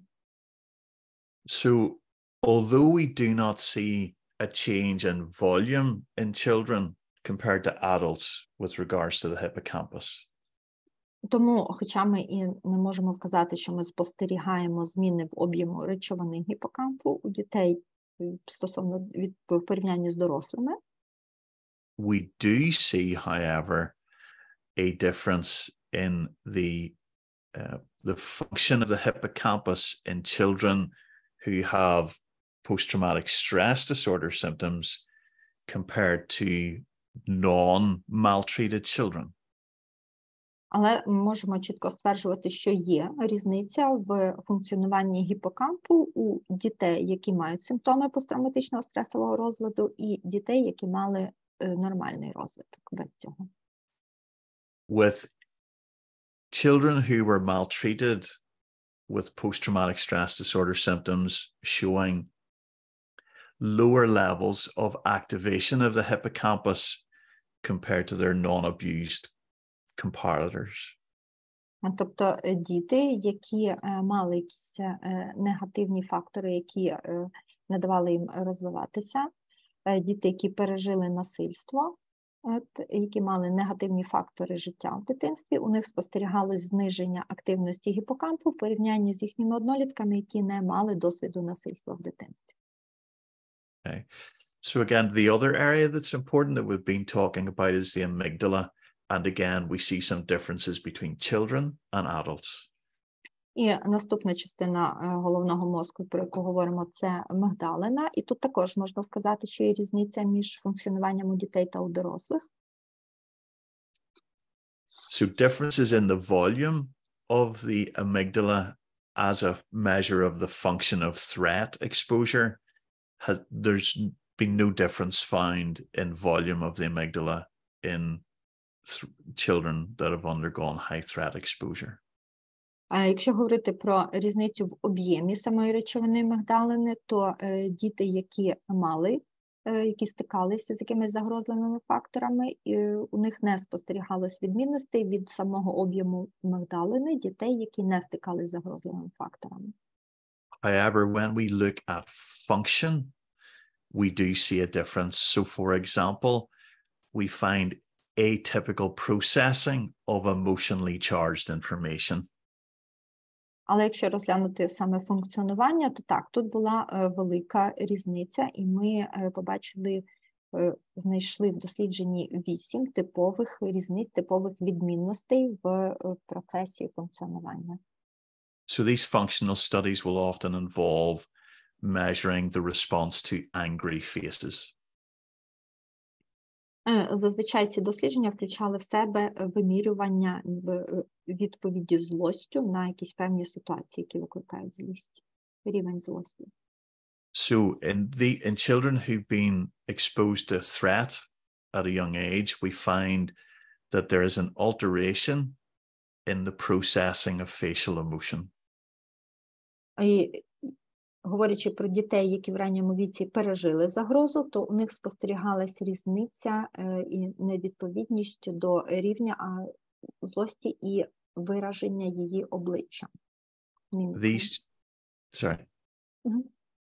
children identify facial displays of anger more quickly and with less sensory information than non-exposed children. Тобто діти, які в дитинстві стикались з загрозою, в подальшому вони швидше розпізнавали злість за виразом обличчя іншої людини, і для цього їм потребувалось менше вербального опису того, що вони бачать. And again, remember, this is adaptive. І знову ж таки пам'ятайте, що це є механізм пристосування. Because it suggests that an attention bias that facilitates the identification of anger is greater in children who've been exposed to that at an early age. Тому що ці дослідження довели, що є така певна різниця, як різниця між дітьми, які в дитинстві пережили загрозу, і в подальшому ці діти так вони її краще сприймають швидше, ніж свої однолітки. So one of the other questions that I was asked was about parts, okay? And whenever we look at information coming in, the information is being relayed. Hopefully we're starting to see that the lenses through which we're seeing the world include different aspects. І та інформація, яку ми отримуємо, тобто так в цілому, дуже сподіваюся, що якби ця інформація у нас буде зараз проходити через різні лінзи, через різні перспективи, різні погляди. And those lenses correlate with lived experience. І оці лінзи, через які проходить ця інформація, вони завжди корелюють з рівнем життєвого досвіду, пережитого досвіду. And very simply, if we look at the work of Yolanda Schlumpf, these two papers, which will be in the slides, remind us that we're able to show a difference between the structural dissociation model of the personality describes apparently normal parts of the personality and emotional parts. І отут на слайді представлено дві статті, це роботи Шломфі і колег. І саме в цих двох статтях вони описують цю теорію структуральної дисоціації особистості, коли особистість поділяється ніби на дві частини, ніби зовні нормальна особистість та емоційна особистість. So the neurobiology, which is adaptive in a response to trauma, is dissociative. Тобто нейробіологічно адаптація до травми полягає в дисоціації. We can measure that and demonstrate it with the different functional scans, some of which I've talked about today. І ми це можемо виміряти і продемонструвати, показати за допомогою різних сканів, досліджень, і деякі з них ми сьогодні і бачили. We know that from specific parts of the brain, other authors, and again, Jaak Panksepp has written extensively about this, talk about the importance of structures further down in the brain, of which this is one. You don't need to read the whole slide, but it's just this part of the brain in the midbrain that is deeply related to the location in the visual field of where the trauma lives. Ну, і також багато вчених, і, зокрема, як Панцеп, якому ми вже згадували, вони також говорили про важливість, зокрема, серединних структур мозку, тому що всередині структури мозку, це, зокрема, та частина, яка зображена тут на слайді, це також ті частини мозку, де може жити травма. When we look at a response that uses what we know about neurobiology, one of the most important areas we find is the cingulate cortex, and particularly the anterior cingulate. І якщо дивитись також на процес травми з нейробіологічної частини, то можна сказати, що в основному також травма може бути, ніби перебувати, важливе значення має поясна звивина, singular and the next one, parasingular cortex. So this little simple diagram represents what one trauma-focused method does at the level of the anterior cingulate. Саме поясна звивина і передня частина поясної звивини. Тобто і тут на цьому слайді так дуже упрощеною схемою пов'язаний от зв'язок травми з поясною звивиною та передньою частиною поясної звивини. The gray box represents the anterior cingulate. Say please once again, what does it represent? Sorry, the anterior cingulate cortex. Так. Оця сіра частина, так ніби коробка, оцей квадрат, вона показує нам частину кори, яка знаходиться біля поясної звивини, тобто передня частина кори навколо поясної звивини. The front part of the ACC deals with affect. От, і передня частина цієї коробки, але ніби в голові передня частина цієї ділянки кори, вона взаємодіє, власне, з афектом. The rear part deals with cognitive functioning. А задня частина тут коробки, вона взаємодіє з когнітивними функціями. And there is a feedback loop between those two parts of the structure. І також, бачите, тут є певна петля зворотнього зв'язку, яка дає зв'язок між цими двома структурами. Normally, input comes from higher up in the brain to help the person regulate their current emotional state.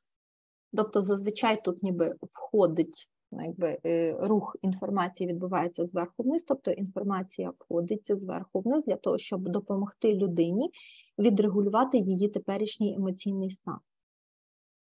The signal coming down results in decreased emotionality and increased ability to think and notice. І тоді оцей імпульс, який входить зверху вниз, він зменшує емоційність, але підвищує здатність думати і відмічати те, що відбувається. So I may see a hose pipe lying in grass and think it's a snake and become frightened. Тобто, наприклад, я можу побачити в траві якусь мотузку, але потім я можу подумати, що це може бути змія, і через це я злякаюся. However, the more my higher centers can tell me that it is a hose pipe, my affect then comes down and my ability to distance and notice and contextualize my environment increases. Але потім верхня частина мого мозку, кора, скаже мені, що це ж просто шланг садовий, а не змія, і тоді поступово я заспокоюсь від усвідомлення цієї інформації. In trauma-focused therapy, we basically allow that in EMDR and other trauma-focused therapies, we allow that normal system to take place within the ACC by the different therapeutic interventions we do. От, і в травмофокусованій терапії, зокрема в EMDR, як травмофокусованому методі, ми намагаємося підвищити функцію оцієї передньої частини кори біля поясної звивини для того, щоб вона ніби підвищила свою функцію контролю.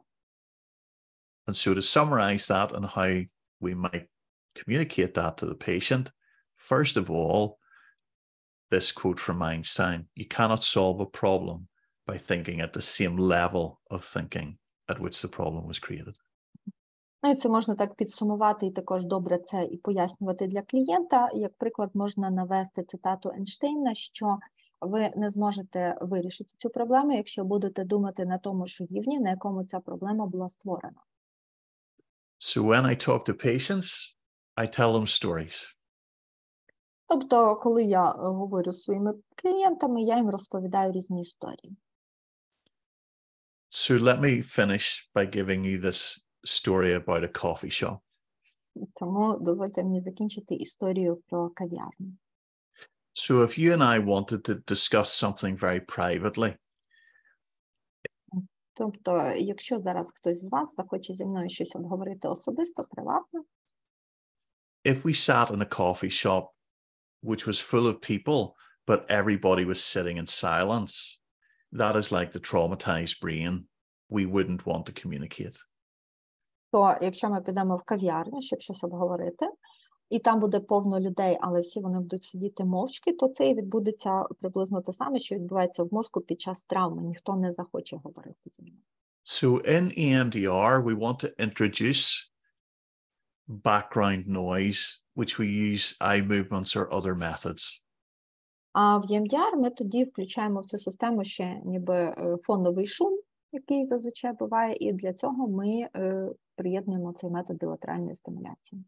So let us imagine that that is everybody else in the coffee shop is now listening to music and talking with other people.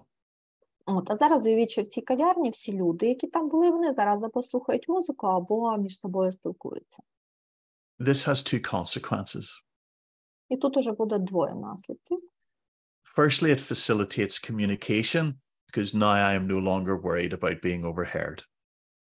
По-перше, це якось буде спонукати до комунікації, до розмови, тому що я буду розуміти, що тепер уже тут трошки шумно і мене ніхто не підслухає. And secondly, it improves focus. Because I am deaf, I have to really focus on you talking to me now in a noisy environment. Ну, і з другої сторони, також це спонукає мене більше сфокусуватись, зосередитись на тому, що ви мені говорите, тому що я погано чую, і для цього, взагалі, щоб чути, мені треба фокусуватися. And so that is exactly what we see in the brain moving into healing. We see improved focus, improved communication, and that results in a shift towards a more associative state, which is the opposite of the trauma state.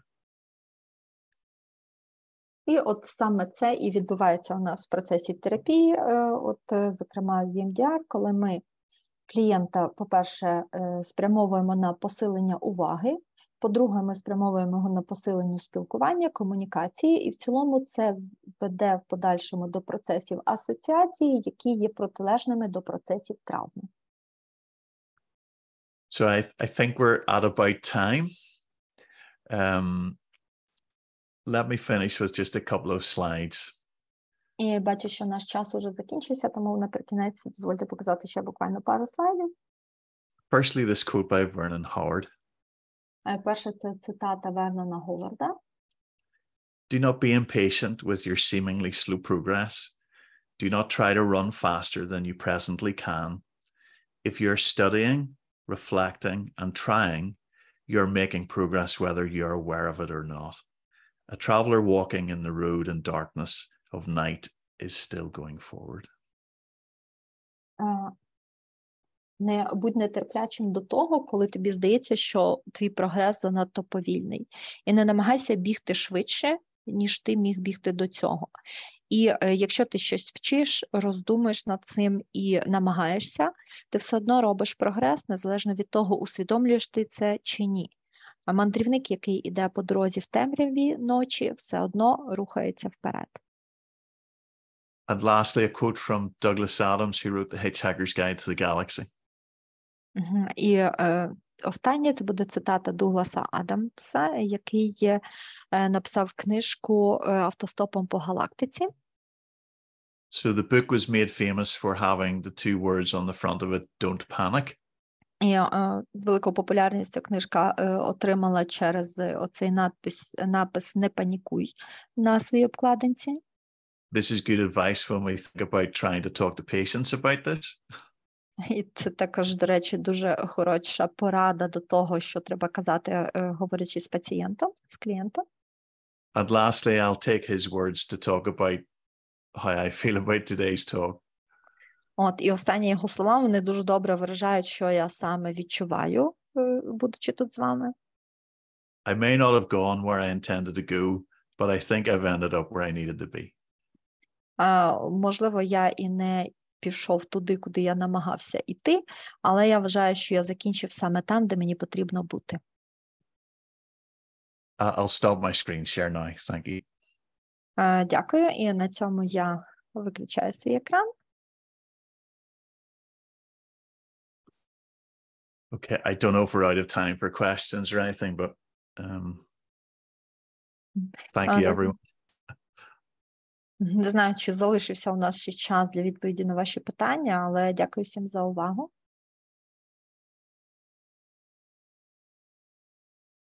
У нас є питання в чаті безпосередньо. Well, we have some questions in chat.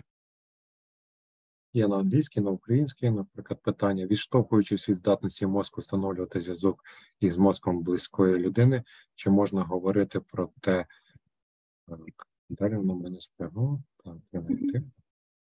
Я бачу, чи можна говорити про те, що дитина, яка пережила травму, наприклад, полон чи обстріли, може відновитись краще і швидше і до стану норми поряд зі стабільними дорослими. І що наявність стабільного протерапевтованого дорослого поряд – це взагалі запорука відновлення дитини з травмою. So we have a question there. Thinking about the ability of brain to make the connection with the brain of the person close to her. So can we think about that a child who underwent trauma, for example, being in captivity, occupation, or shelling, so this child has the ability to come to the norm better and quicker and definitely to the normal state if it will be near the stable adult? And do you really mean that to have a stable and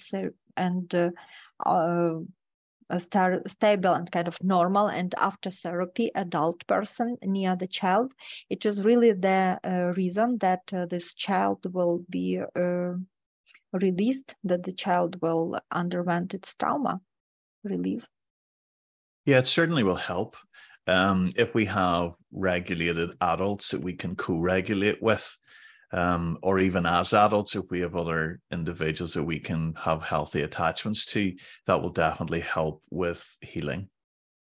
Так, дійсно, це допоможе. І якщо є поруч з дитиною хороший, стабільний, врегульований дорослий, тоді дитина може бути в співрегуляції з цим дорослим. І навіть це не обов'язково має бути саме хтось із батьків, це може бути просто якийсь стабільний дорослий, але відповідно до теорії прив'язаності, так, вони встановлять між собою зв'язки, і це вже допоможе.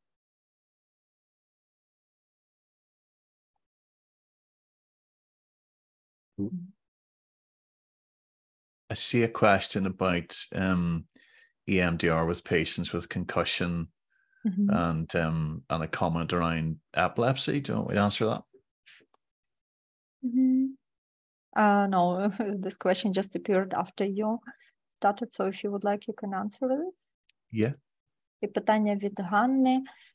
Чи можна застосовувати EMDR до пацієнтів з контузіями, з ушкодженням як шок після обстрілу, і тому що існує думка, що це може призвести до епілептичних нападів.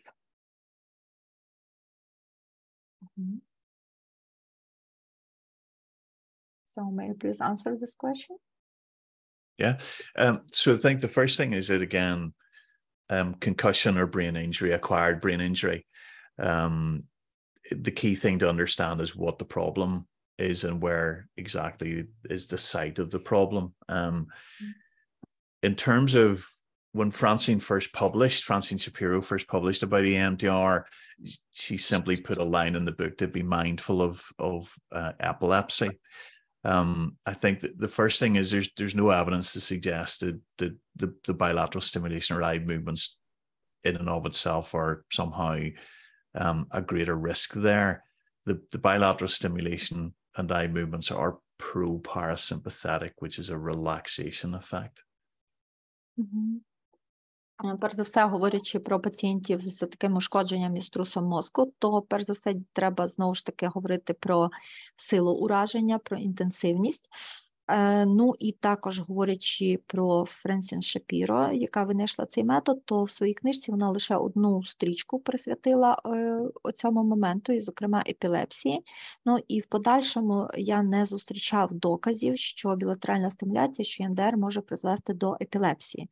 Тому що в цілому білатеральна стимуляція, вона більше впливає на парасимпатичну частину нервової системи, що в принципі призводить до розслаблення. Sometimes people's epilepsy can be triggered by visual light effects. Іноді для людей з епілепсією тригером можуть стати візуальні ефекти, такі як мерехтіння світла. However, my experience is that those individuals are incredibly aware and know what they're triggered by. І з мого досвіду, просто якщо ви працюєте з такими людьми, то треба усвідомлювати, що може стати тригером, і уникати просто тригерів. So again, taking a good history and asking them about what would trigger their epilepsy is the key thing there. And I wouldn't be overly concerned about doing EMDR with the individual. Тобто завжди можна запитати цю людину, що для нього може бути тригером, просто уникати цього. Але, в принципі, розуміючи це і працюючи обережно, то в мене б не було сумнівів, чи я можу працювати з цією людиною.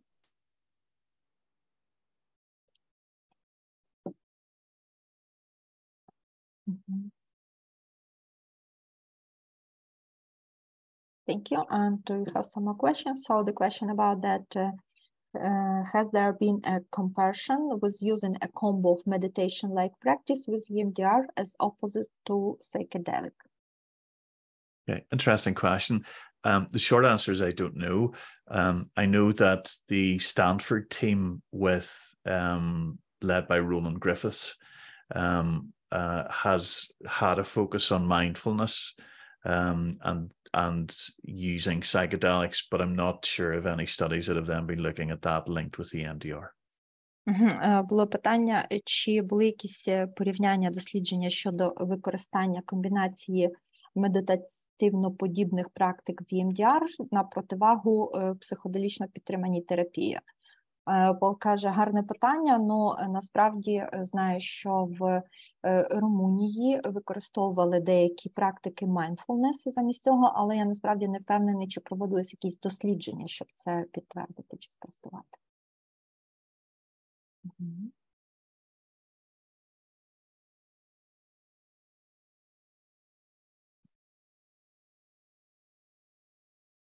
Хтось може усно задати?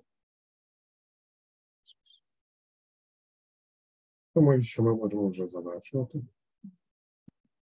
Так, було багато інформації. Так що вельми дякуємо Полу. So I think that in this moment we can stop it, and thank you very much, because we had a lot of interesting and useful information. So thank you, Paul. We are grateful to you very much. Пол надав багато інформації, що таке відчуття, що нагодував нас. So Paul gave us so much information that we feel like we are good fed after this. Тепер нам потрібен ще час засвоїти це все. So now we also need some time to digest it. Yeah, well, you have the recording and I'll send you the slides, Vladimir. Ну, у вас також є запис вебінару, і ще я надішлю презентацію.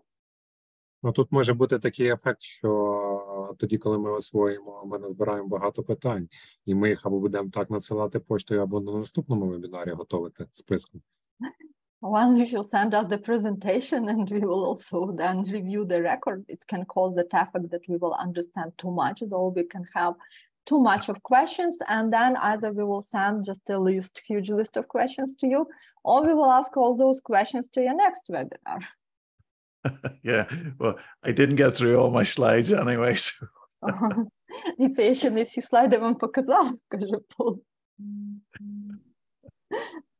Завжди дуже інформативно, багато інформації. But thank you very much. It was really informative and you gave us a lot of information.